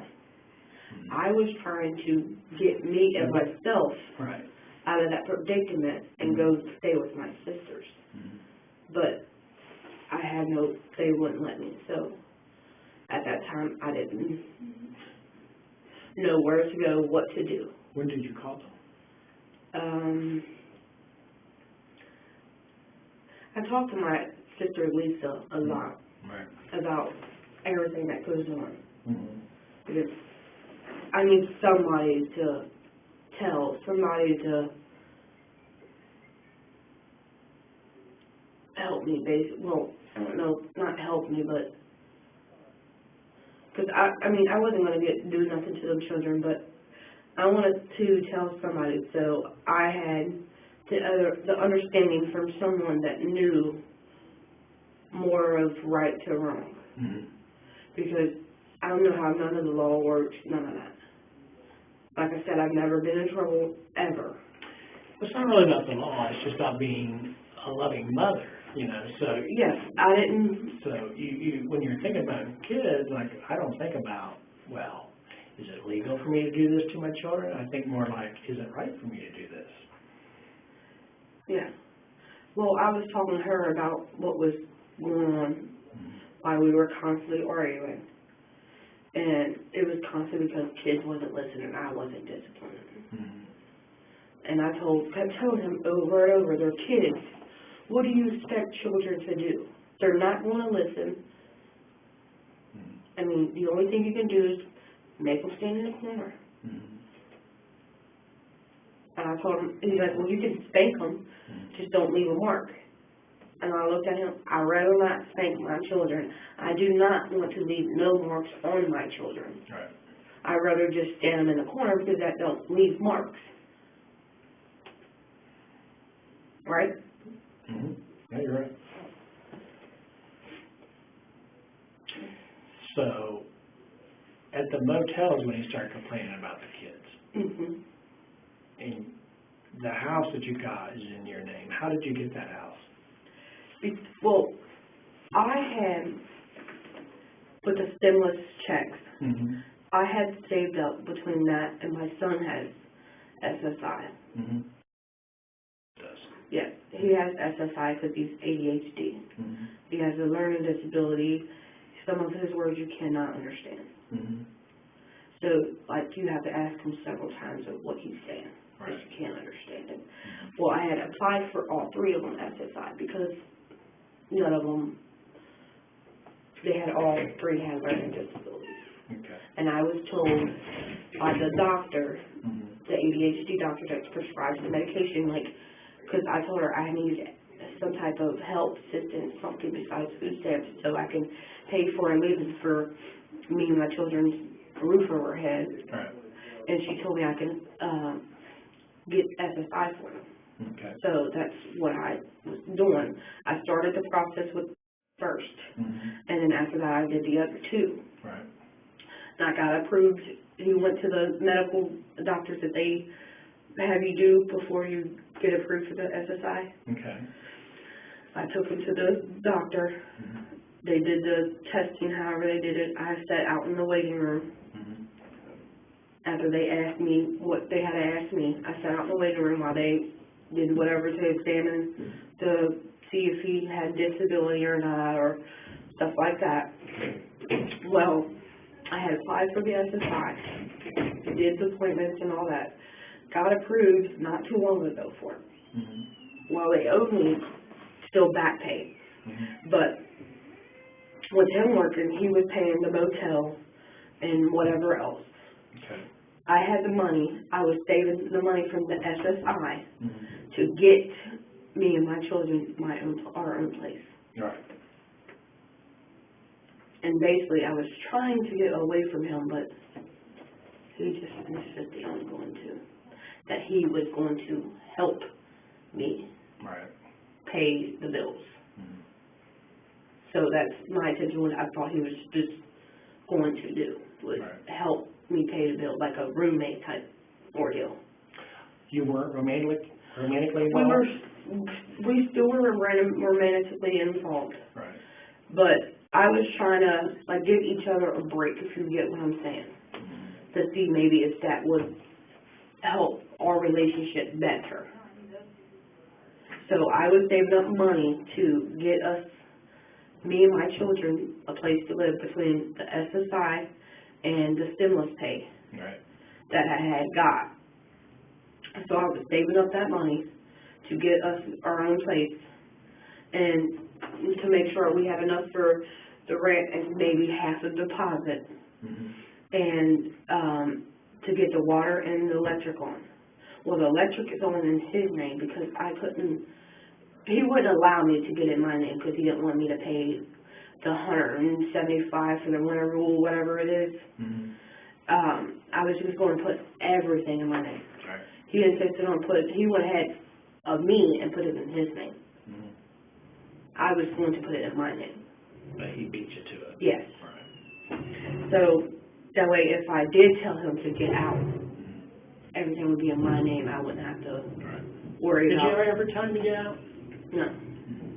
I eventually, he ruined it once he said, I'm putting the electric in my name. I wanted to just go ahead and pay whatever I had to pay, plus the water and the rent and the deposit, and put it all in my name. Did you owe back electric bill? Was there an Yes. issue? Okay. And I even called around to try to see if I needed help with getting the electric a little cheaper for me. And they told me the lowest they can do me right now was the $175 for the rent rule program and to sign up for the to start payment arrangements. All right, so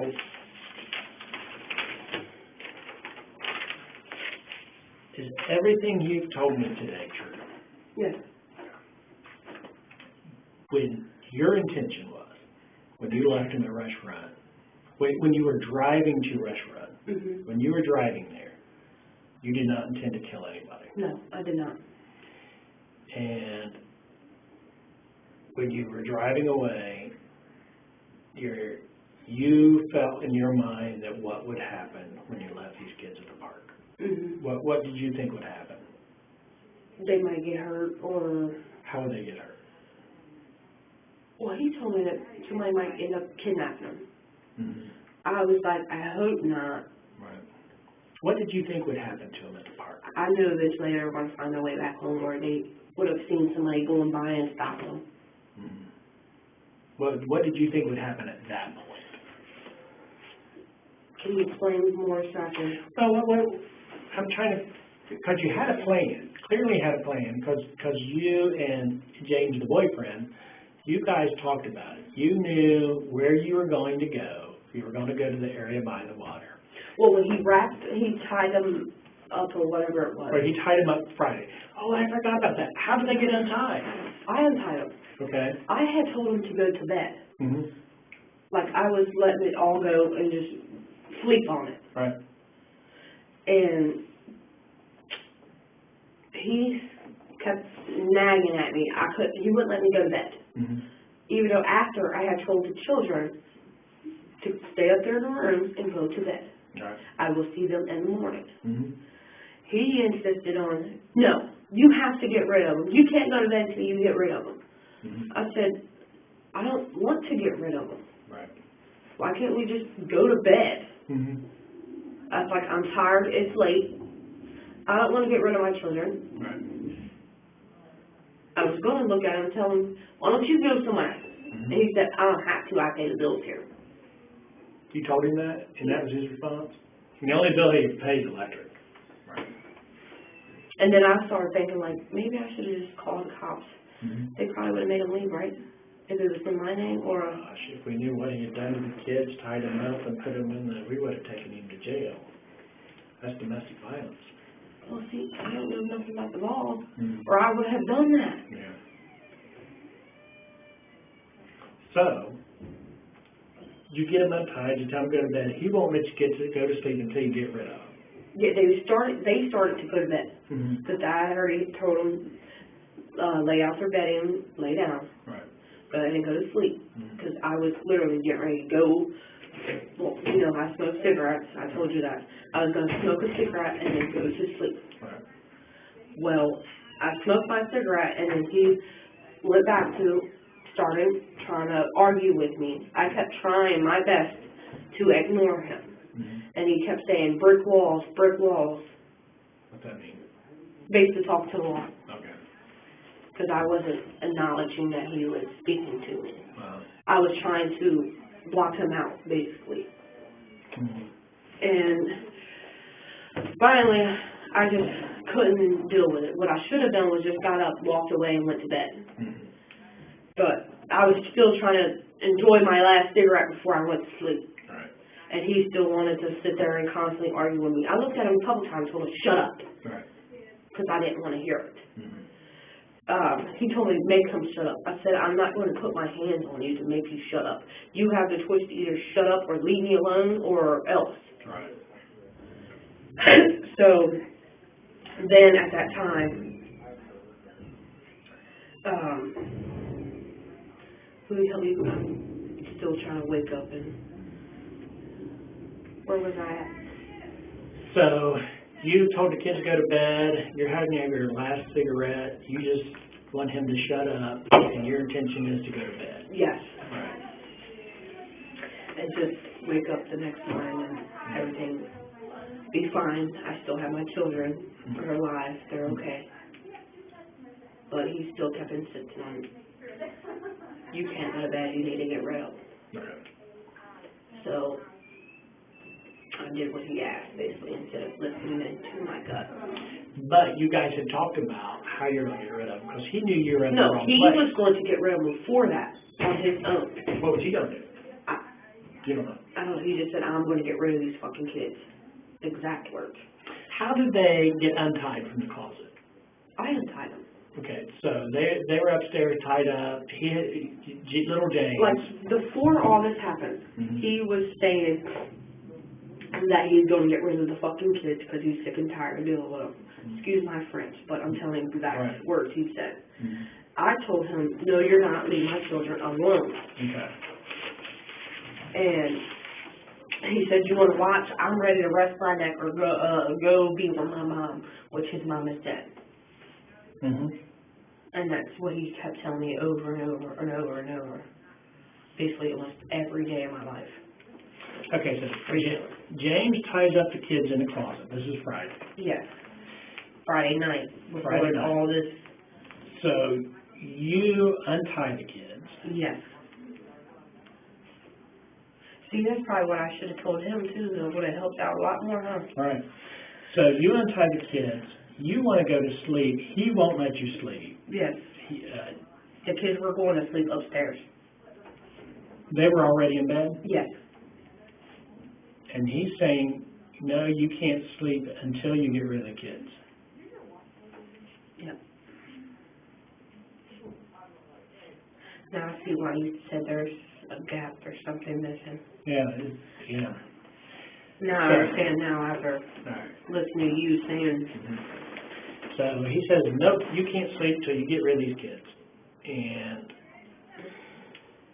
at some point you talked about it, how you're going to get rid of these kids, because he knew you were in the wrong place. So you well, he called. told me I got the best place for them. James, Big James, says Yes, he's got the best not my place for him. son. Right. And that's when he told me rush, run. I got the best place for you. What did he tell you to do? He said just take them and drop them off. Just take them and drop them off? Because James, Big James, he wants to get rid of the kids for good. He doesn't want them back. I So don't know what surely he told you something besides just drop them off. No, that's exactly what he said. I wasn't trying. Well, actually, this is exactly what he said. Take them and drop them off. I don't care what you do with them. Okay. If that helps too. Yeah. So he's trying to remove himself a little bit. Go there, take them and drop them off. I don't care what you do with them. And I looked at him and said, do you think I want to get rid of my own flesh and blood? Mm-hmm. And he just said, I don't care, get rid of them, do something with them. And I kept asking him over and over, why should I get rid of my children? At what point, and it might have been way before Friday, at what point did you discuss leaving them at the firehouse? And James, Big James in the saying, hotel. At the hotel. At the hotel, you'd already talked about getting rid of them at the hotel. No, he had told me I need to get rid of them. So I was thinking of the best way that I knew they weren't going to get hurt or any of that. And you talked about dropping off fires. Why, now, your first child was, right? Yes. Why didn't you talk about just doing it as you did with, because it was 1.5? Well, when I put her up for called adoption? 2 for 1 kids, I even called them myself. Who'd you call? 2 for 1 kids. 2 for 1? For the children's, well, I don't know if it's called 2 for 1 kids in Middletown or Dayton, because that's where I was at in Dayton. Mm-hmm. So I had called the Job and Family Services and had asked to talk to someone to go about how to get rid of the children because basically I was concerned about their safety and I didn't want nothing to happen to them. Right. So they told me the only thing they could do was open up a case. I couldn't get rid of them or nothing. And he wasn't for it. Why wasn't he for that? I know he said, no, don't do it. I'm guessing because he thought I was going to be able to just get rid of them, like bandage. Do you know how long ago was that you talked to someone about getting rid of the I'm children? trying to remember the lady's name. She told me the lady's name. Mm-hmm. I had wrote it down too, but I can't go home and give you the paper. Right.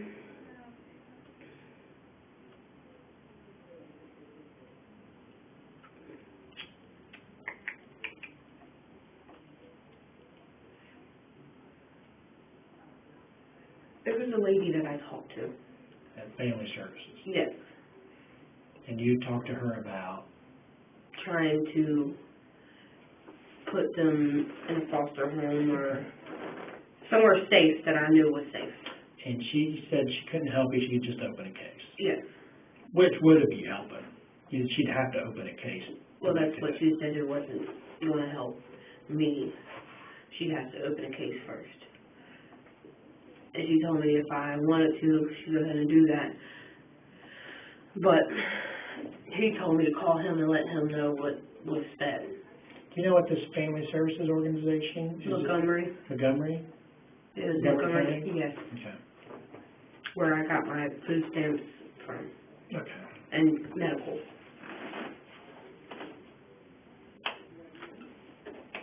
Okay. So you had called them while you were living in the motel with Family Services in Montgomery County.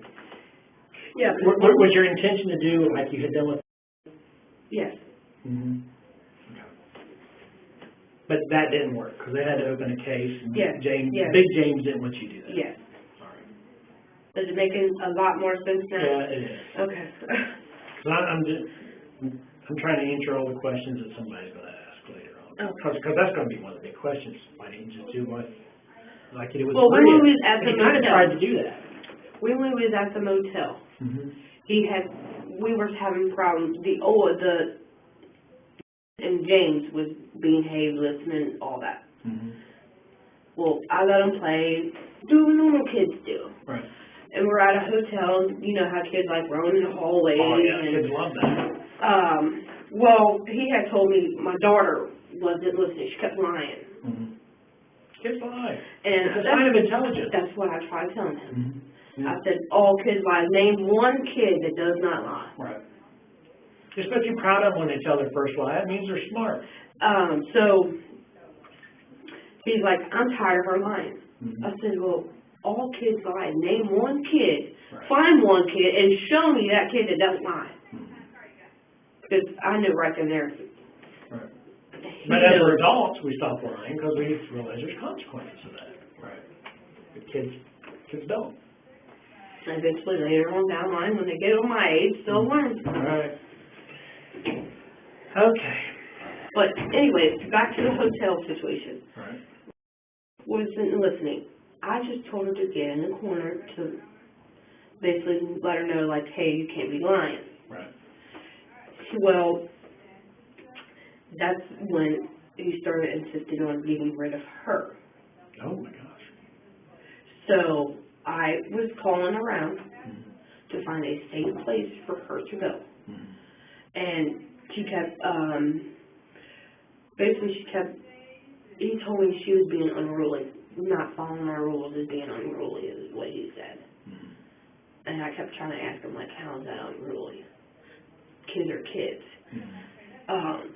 Because like I said, I don't know how none of this stuff works. Excuse me. But anyways, he wanted me to get rid of her first because she wasn't listening, the other two was. How do you want you to get rid of her? Basically the same thing he told me before. Get rid of them, drop them off somewhere, I don't care what you do with them. Me, thinking as a mother, Right. was thinking the safest place Mm-hmm. to take them. And either adopt them out or get myself out of the situation I was in. Right. If that's making a lot of sense to you. This makes a lot of sense to me. It does to me. Because, as I said, I didn't want to harm my children. And as you can tell of me telling you, I was trying to get rid of her the safest way. Right. And then once they told me I had to open a case, Mm-hmm. that just made me tell me, and then listening to what he said, Mm-hmm. and her saying it wasn't going to help my situation, What I should have done was asked her, what can I do for me and my children that don't feel safe? And she probably would have gave me a list of places I probably could have went. Oh, yeah, there's a lot of shelters, women's shelters for But people that are in an abusive relationship. Now, when he tied him up you Friday, said even for abusive relationships, in abusive situations, like what I've been going through. where the kids are being abused, Yeah, my thing was, if he was abusing the kids, wouldn't I be next eventually? you'd think an abusive person's an abusive person. But he hadn't gotten around to abusing you yet. His previously relationship was his wife. They had a daughter. Right. Well, she had a daughter. He was raising her since she was in diapers. Well, in between all that, he was in jail before that for I don't know what, but he had said he was in jail before that. Well, he had got released when, in 2007.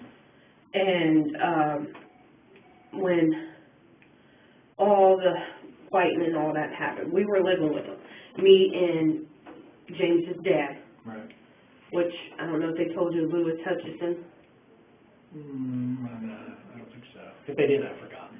Well, they told me not to tell him. Well, them, Oh, yeah, okay, I do remember. You gave James's dad's information. For some reason, James wanted that to be a secret. Well, he wanted to be. I was like, why can't I just tell him who his dad is? So you were living with James's dad for a little bit? We were back and forth. We were homeless. Right. So we were going from family to family, basically jumping around, trying to find the safest spot for us and our children. Right. Well, he had real bad seizures, Louis. And he refused for a while not to take his medicine. Well, I had to sit down with him and have a talk. Like, if you want to be around for your son's life and the other two that you raised as your own, then don't you think you should take your medicine to be around for them? Right. And he was like, yeah, sure, you make sense. And he started taking it back. So, because without him taking them, his seizures was getting worse and worse and worse. Because they said it was caused from stress and all that. Right. But they had gotten in arguments previously before that. Me and Big Louis. James and his dad. Big James and his dad got in an argument? No, still his wife. Oh, okay. They had gotten in arguments about the same ordeal that I'm going through right now with me and my children. They were going through the same ordeal with their one children, which is named Sarah. And he was beating the out of the mom. James's dad? No. James Hamilton was beating the shit out of his wife. Oh, okay. If it's making sense. All right. Me and Louis wanted to call the cops. Well, he's a convicted felon. He had guns. And he was going to blow all of us. Exactly what he said. I'm going to blow you all away if you call the cops. Well, we was going to call the cops because we were all stuck in this one room and didn't want to come out because he had this gun flopping around. We didn't know what was going to happen, so we wanted to stay in that room because they were towards the back of the house. So we wanted to kind of stay away from the situation, not let our kids seeing people doing this with guns and beating crap out of people. Right. So we try to stay away from it. Well, we kept getting me and James Hamilton kept getting accused of having sex with each other, which we did not until after they kept saying we did. And we moved out and separated. He separated from his wife and I separated from James's dad that I had been with off and on for my whole life. Was James's dad your boyfriend? When I was living with James Hamilton and his wife and his daughter. Okay.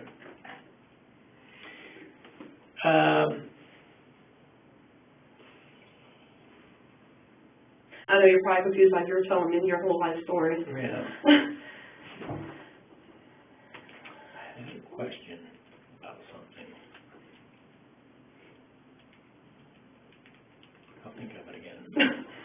Well, when you think of it, just, Because there's a lot of, hold on, I got that question back. there's a lot of information you're giving me. Well, I don't know what his name was, the detective that I... Detective Hoover? Yes, he told me any information will help my situation and tell the truth about the whole situation. Right. So, he came in here before you came in here and told me to tell you everything, the whole situation of how it all started, which I left that out. So now I'm telling you the whole entire story. So, I know you probably have Big James is James Hutchinson. No. No, James. Big James is James Hamilton. Hamilton. James Hamilton's dad is, what's his name? James Hamilton? You mean my son, James? No, your boyfriend. You're confusing me. Okay. I don't know who James Hamilton's dad is. My son James is named, my son's father's name is Lewis. Oh, so we're talking about Lewis. So your son's last name is Hutchinson. Hutchinson. That's probably where you got confused. Yeah, I think there's too many Jameses. I'm keeping track of it. Because James Hutchinson, the 6-year-old, his dad is Lewis, Lewis, Hutchinson. And his middle initial is E, if that helps you. Okay. So you were living with James Hamilton and his wife, Priscilla Hamilton. Priscilla.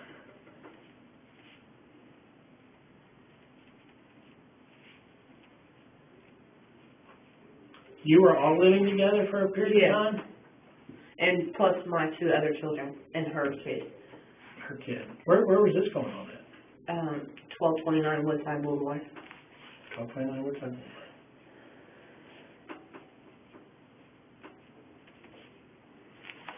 So they have one child, and her name is? Sarah. Sarah. Woods. And then you've got 3 kids. Yes.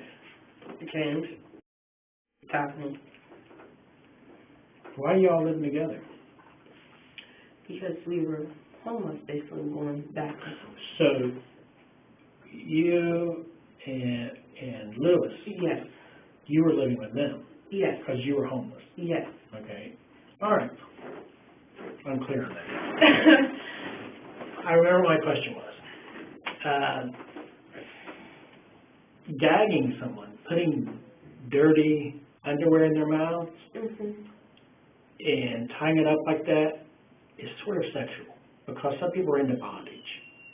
And it's not like he took a washcloth that's not attached to your genitalia ever and put it in their mouth. If he just wanted them to be quiet, he put like a washcloth, a shirt, I went to go get him a washcloth. But putting dirty underwear in their mouth, he insisted on the it's underwear. kind of sexual. Is he sexually abusing these children? Not that I'm aware of. But you see my meaning? Yes. You see where I'm coming from there? Because he's taking something that's touching their sexual organs and he's putting it in their mouth. So some people would see that as a kind of perverted sexual thing. Yes. I don't know. I know nothing about it. My children's never mentioned anything about it to me. Maybe he said something to them not to mention it to me. Because as I was saying before, his previous relationship, he was threatening to kill all of us. And before that happened, because we were trying to help Priscilla get out of the situation she was in with him. But I'm going back to the dirty underwear thing. Because it wasn't even clean underwear. For some reason, it's dirty underwear. Yes. He made me get him out the dirty underwear. See, that's sexual. Do you think he was doing anything sexual to him? Is there any clues that he was? Any clues that he was? Clues? I mean, did he talk about, I'd like the kids to join us in our sex act? No. He wanted them to watch. He wanted to see them naked, anything like that?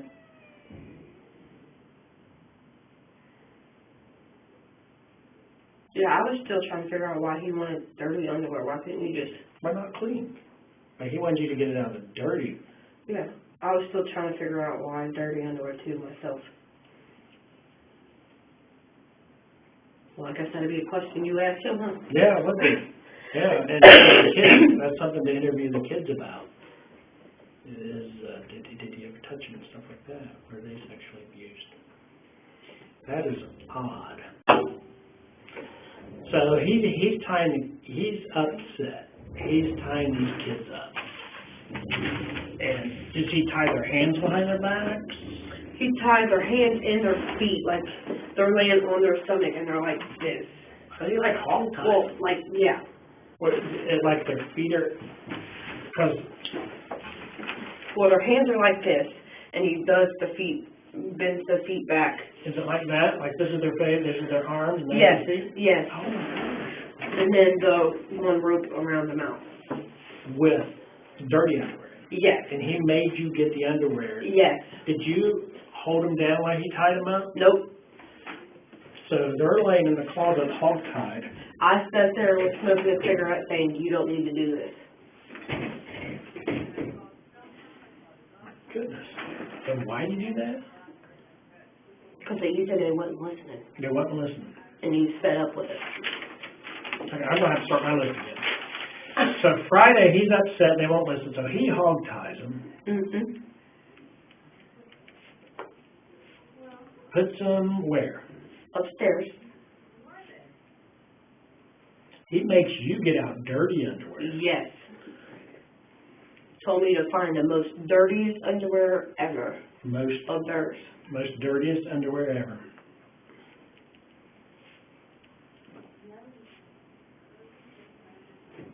See, now I feel better about telling you guys. Mm-hmm. So do you really do that? You go through the laundry and look for dirty underwear, the I dirtiest? just found the closest one. The closest one. I Okay. wasn't looking to see if they were dirty. I just grabbed what he said. Okay. Told him to get them out the dirty laundry. Mm-hmm. Find the dirtiest ones you can find. And you give him these dirty underwear and he does what?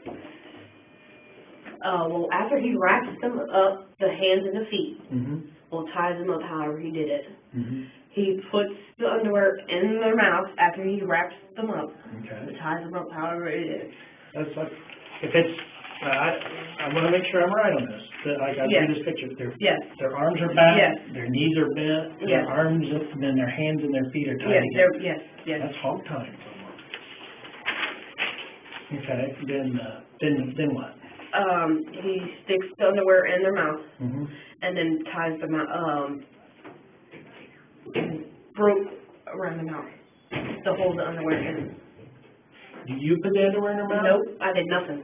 Okay. You're sitting there smoking a cigarette, telling him not to do it. Yes. Okay. And Okay. I didn't want to put my hands on him for him doing that because I didn't want to get basically beat Mm-hmm. Okay. or shot because he... Now, how long, I know little James, he gets the underwear out of his mouth a couple of times and he's yelling, Mommy, help me. I gotta use the bathroom. I went to go upstairs Mm-hmm. to untie all of them, not just the one, untie all of them. Mm-hmm. And he insisted on, no, leave him be. He jumped ahead of me before I could even get up Wow. because we were sitting on the couch. Mm-hmm. I heard James yelling something. I couldn't make it out.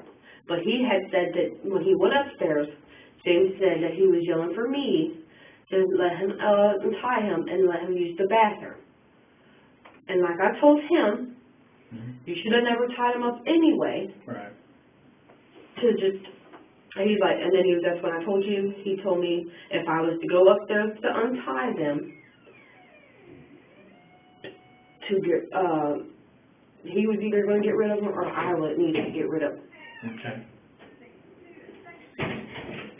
So did you go upstairs that time? Yes, I sure did. Mm-hmm. How long were they up there tied up like that?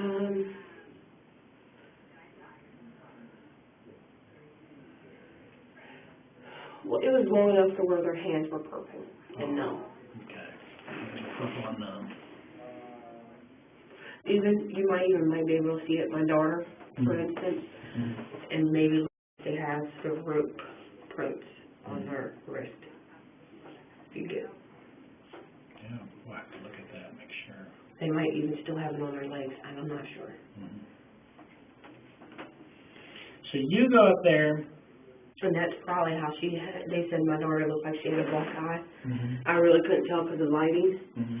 So that's probably why she's got a black eye. It's probably he might have hit her for doing something she wasn't supposed to do because he went upstairs several times because he kept hearing noises. Right.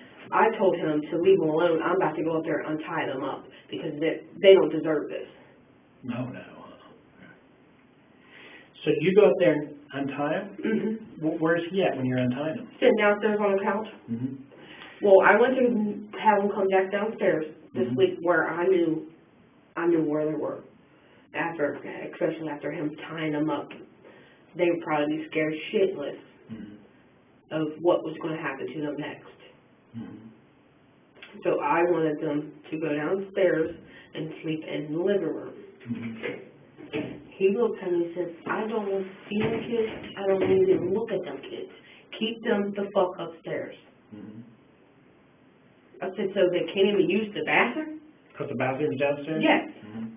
And they have to go down the stairs through the kitchen to the bathroom. Well, through the kitchen to the laundry room to the bathroom. Mm-hmm. And he would see them going from the living room's right there at the kitchen. So the couch is on this wall. Right. He would see them walking to the bathroom. Okay. So you untied him. They came downstairs. He said, no, he doesn't even want to see him. Then what happens?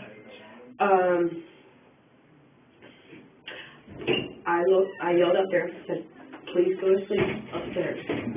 I'll be up every so often to check on you guys, make sure you guys are okay. Right. And make sure they were sleeping fine, they wouldn't have nightmares from what had just previously happened to them. Mm-hmm. And make sure they were breathing fine and all that. Mm-hmm. And plus they kept saying, Mom, my hands are numb, Mom, my hands are numb. Mm-hmm. I didn't know what to do. Mm-hmm. He told them just to do this and do this to get the flow back in the... Blood flow back in? Yes. Because, like I said, when I got two of them, because I insisted on going upstairs prior to that to untie them, and they looked at him and said, I don't care what you want, I am untying my children. Right.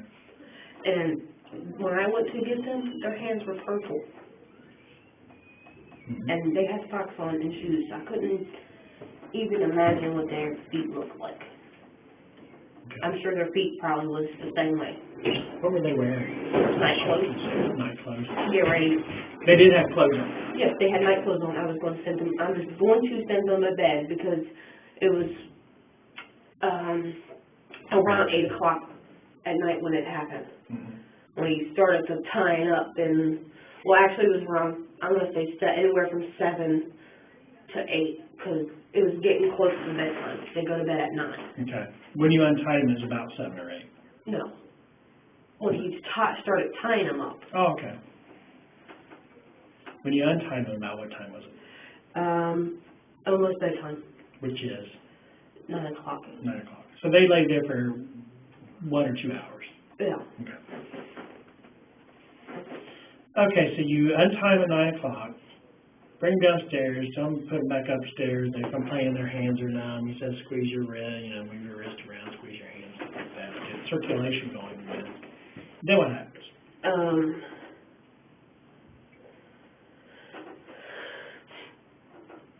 I went to go bring him, I told him to come back downstairs.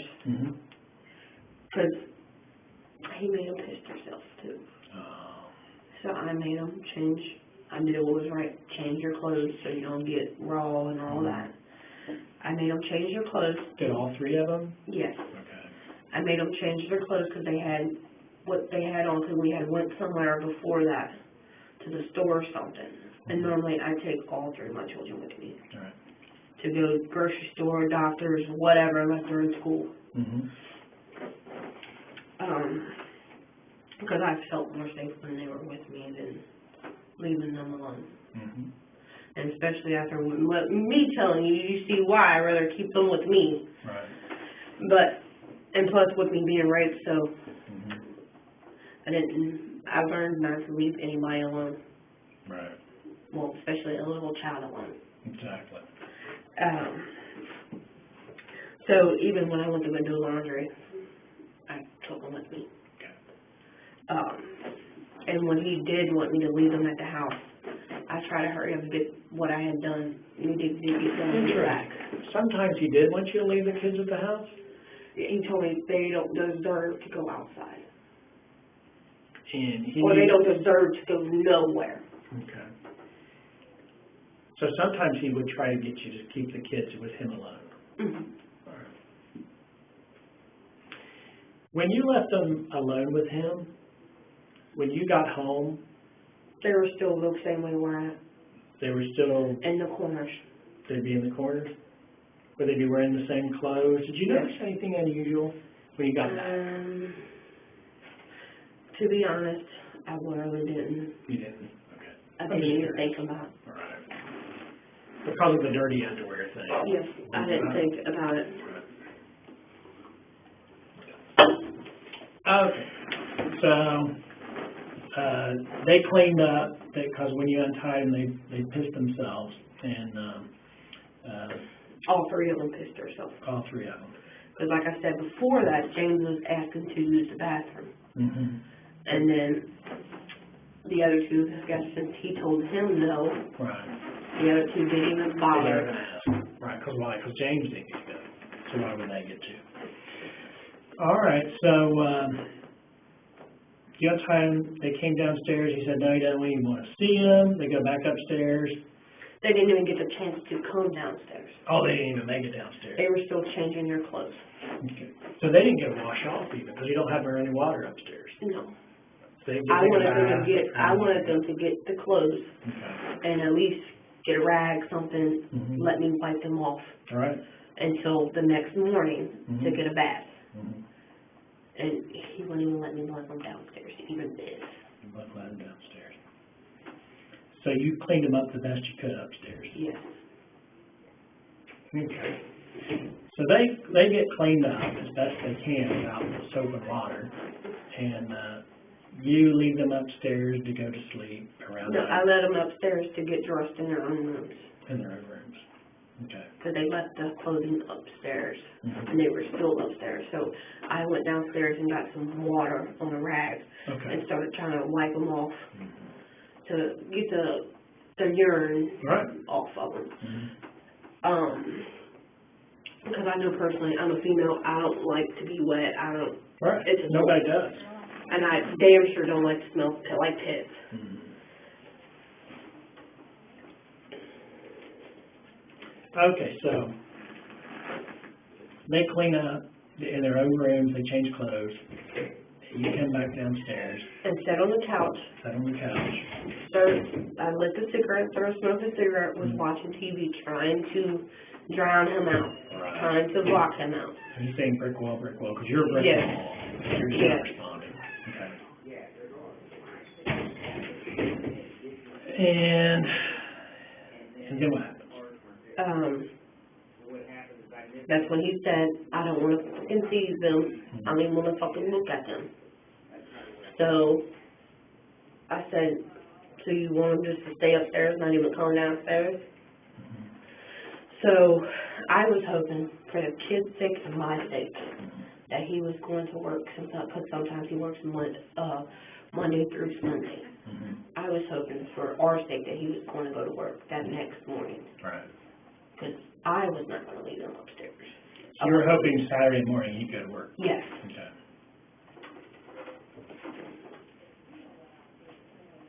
Okay. And that's what I'm like, and I like that. You were hoping that, because how do you kind of figure out what's going on in your mind? And it helps when you share stuff like that. So you were hoping he'd go to work Saturday morning. Because he had said prior to that he was going to go to work, he couldn't stand being here, he hated every last one of us. Mm-hmm. Okay, then what happened? And he said that he didn't feel wanted, he don't feel loved. Just started going on rambling a bunch of crap. Mm-hmm. Like I said, I was trying to block him out trying not to listen to it. I He told just him, hog-tied 3 kids in that upstairs. Why would he feel wanted and loved? I know, isn't that weird? anyways, where was we at? You were downstairs smoking a cigarette, trying to block him out. He said he broke wall. He says he doesn't feel wanted or loved. By none of us. By none of you. I'm guessing because he started feeling like the love was fading. Right. Cause, yeah, I did start changing myself, like distancing and all. And we literally went like 2 weeks no sex. So, what does that tell you? Right, it does sound something. I was trying to distance myself from him. Right. And he kept saying that he was distancing himself from him. Who From me, but Who would normally initiate sex? Who would normally Initiate sex. Well, I would only do it when I wanted it. When he wanted it, I didn't say no, nothing. Had he tried in those 2 weeks? No. He hadn't tried? No, because he was sick. I wasn't. Oh, he was sick.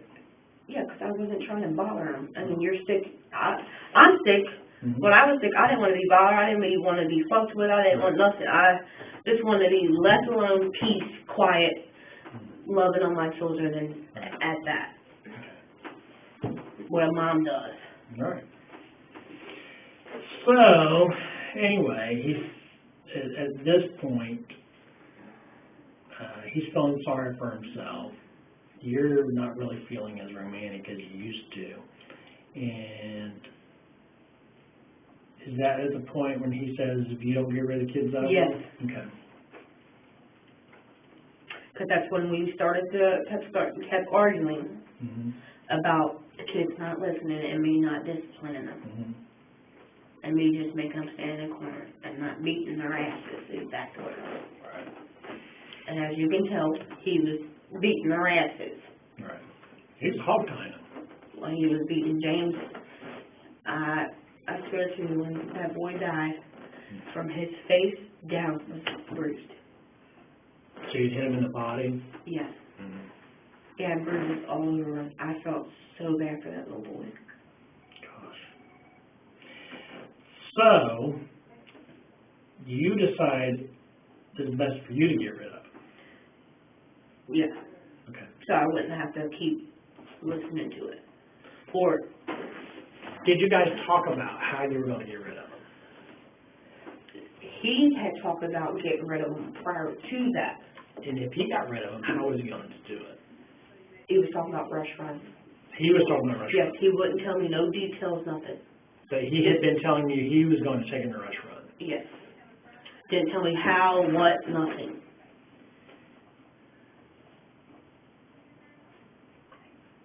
Have you ever been to rush run before? Once.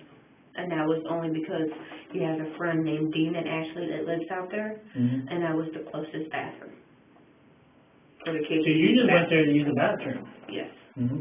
How long ago was that? It's been a while. That's why I said I didn't know I was lost. Remember? So when you were lost out there, you were at the wrong place. I typed in my GPS, Rush Run Park. Was there, the place that you ended up, was there a porta potty there? No. So it was, the reason you wanted to be at the right place was about the porta potty? The kids had to use the bathroom. Okay. While you were out there Rush Run? Yes. Okay. Which kids had to use their bathroom? All of them. But then James wouldn't get out of the car. He was scared, so eventually he was just probably going to pee himself. Okay. But he had to use the bathroom, he just wouldn't get out of the car because he was scared. Why was he scared? I was going to leave him. He was right.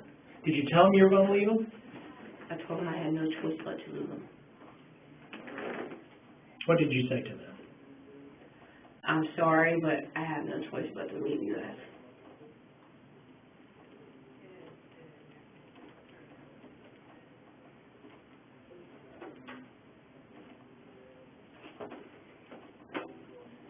What did they say? Well, as I said, James said he didn't want to be there. Mm-hmm. The other two really didn't say anything. They asked where was the safest spot for them to go. Because James Hamilton told them they would get eaten by a animal. I don't remember what animal it was. When did he tell them they would be eaten by an animal? He told them that when he started saying he was going to get rid of them and take them to the restaurant. So he was telling them... Yes, he said all he can do is just leave them there or tie them up to something and leave them there and let the coyotes eat them. Coyotes eat them. And as I was saying, I didn't want nothing to harm them, hurt them, nothing.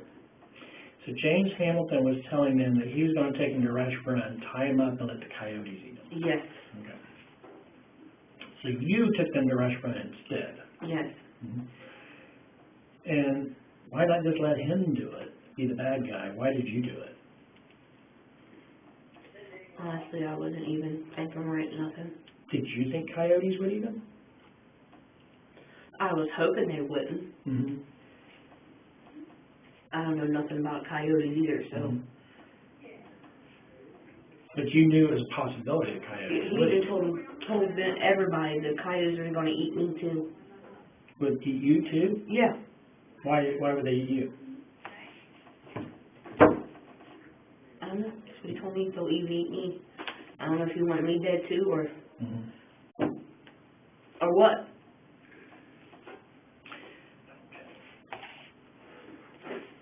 So, we've already been over the story when you dropped him off at Little James, holding on to the car, you dropped him, he fell, hit his head. And that was what happened before that incident. All right. Because really, the big question is, what led up to this? That's what we really want to clarify. So,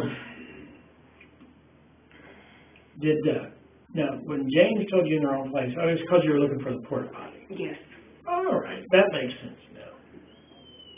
Because in my mind, you were looking for the right place because that's where the boat ramp was and that's where you were going to drown them. Huh? Well, that's what I'm thinking in my head. Because is the boat ramp there where you ended up at the porta potty? Yes, but I wasn't. But you were never going to do that. No. Because in my mind, it's like, why go there? Why go there? Why go there? And that's where I had remembered where the bathroom was at. But it was all about the bathroom. James's plan was to tie him up and let the coyotes eat him. Your plan was to drop him off and hope that the coyotes didn't eat him. Yes, I told them to go in the bathroom and lock themselves in there. You told them to lock yourself in the bathroom? All three of them was? Yes, I told all three of them to go in there. Okay. I even told him to take James with him so I knew he was fine. I wonder why they didn't stay in the bathroom. They walked. They walked a quarter mile and they turned around and went back. Because they knew I was going to come back. How did they know? Because I would never take him there, and he has taken there once before without me. Oh, really? Yes. What's that about? Them not listening, and me letting them, he said, me letting them do whatever they want to do. Because as I was saying, I don't like to hit them. I don't like leaving marks. I'd rather just make them stand in the corner to make them know that they can't do that. So James had taken them to a restaurant before without you. Yes. What did he do when he took them there? How long ago was that? He's done.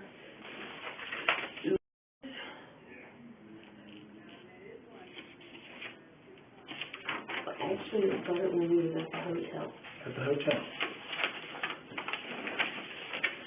And he would do it late at night when nobody was, well, when he thought nobody was up. Late at night, he took them He took all three, he's taken all three of them before. Would they take them separately or Yes, together? separately, So one by one, he has taken them all to Rush Run at some and point. had brought them back. What would he do to them once he was at Rush Run? I don't know. See, that makes me go back to the dirty underwear in the mouth thing. Is he doing sexual things to him at Rush Run? I don't know. I really don't know. That he would take all of your I children. tried asking him, why did you take them there? And I was planning on to get rid of them. Mhm. Exactly all he said. Did any of the kids? And he would call me, and I'd tell him to bring them back home. Right. How long would he be gone with them at a time? Well, at that time, we were staying in Dayton, so however long time it took several hours, I know that, from Dayton to all the way to that same area. And that's the same area he would take them to any other time. Well, that was the same area we had stopped all together to use that bathroom. Was there ever an issue where the kids came back and later they got a urinary tract infection or My blood? daughter has a lot. She gets a lot of urinary tract infections. Does she get blood in her underwear? I haven't seen no blood. How about the boys? Would they ever complain about being injured or their bottom hurting? No, just James, he has stomach issues. He was constantly, like if he drank too much juice, like the sugar was bothering his stomach really, really bad. And I had took him to the doctors, and they said it runs in the blood of the family, because James's dad, Lewis, has the same issue, and Lewis's dad has the same issue. Like it runs, get what I'm saying? It runs down the whole entire family. How often would he take the kids away for hours at a time and go to Rush Run?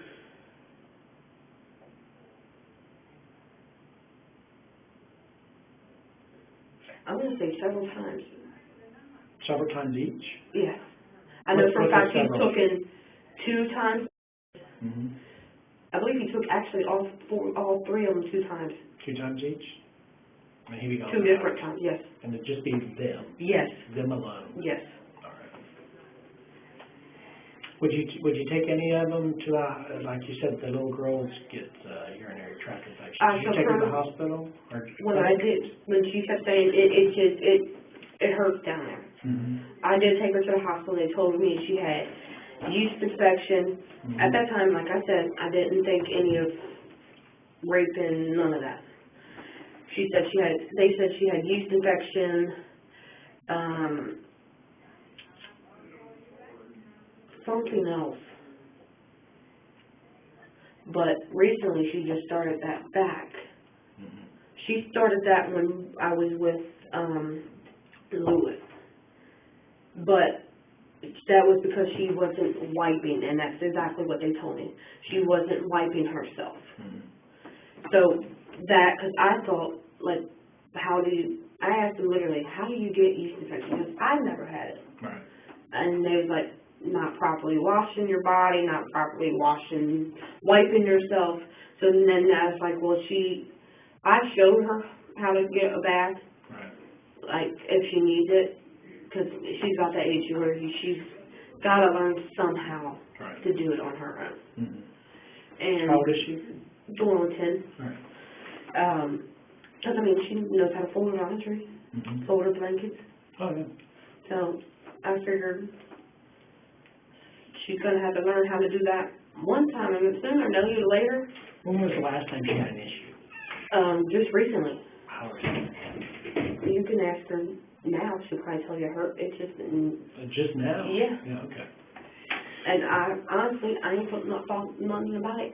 And I told him I was going to take him to the hospital. He said no. Oh, he didn't want you to take him to the hospital. Now that makes sense, huh? Yep. Okay.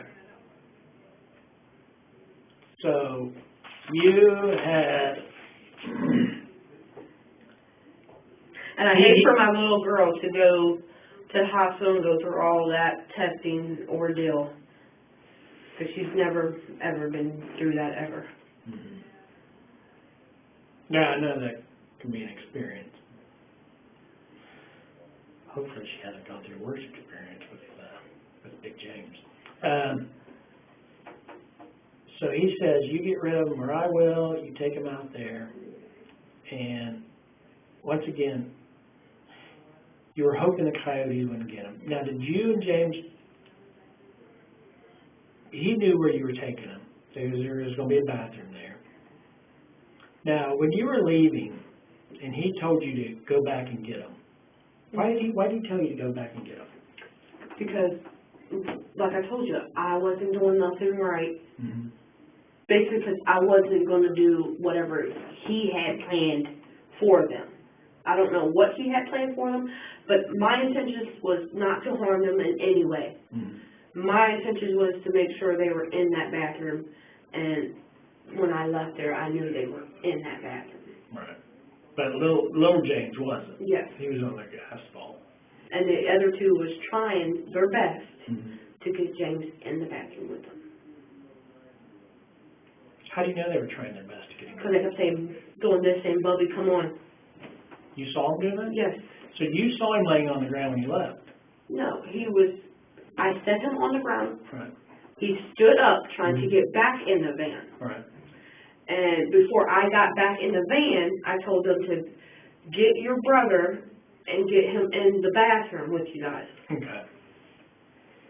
Is it making sense now? And then they were saying, come on, Bubba, come Yes, on. I see him going out grabbing his arm, trying to get him in the bathroom. But my big question's going to be, everything you've told me today, have you intentionally left anything out? Nope.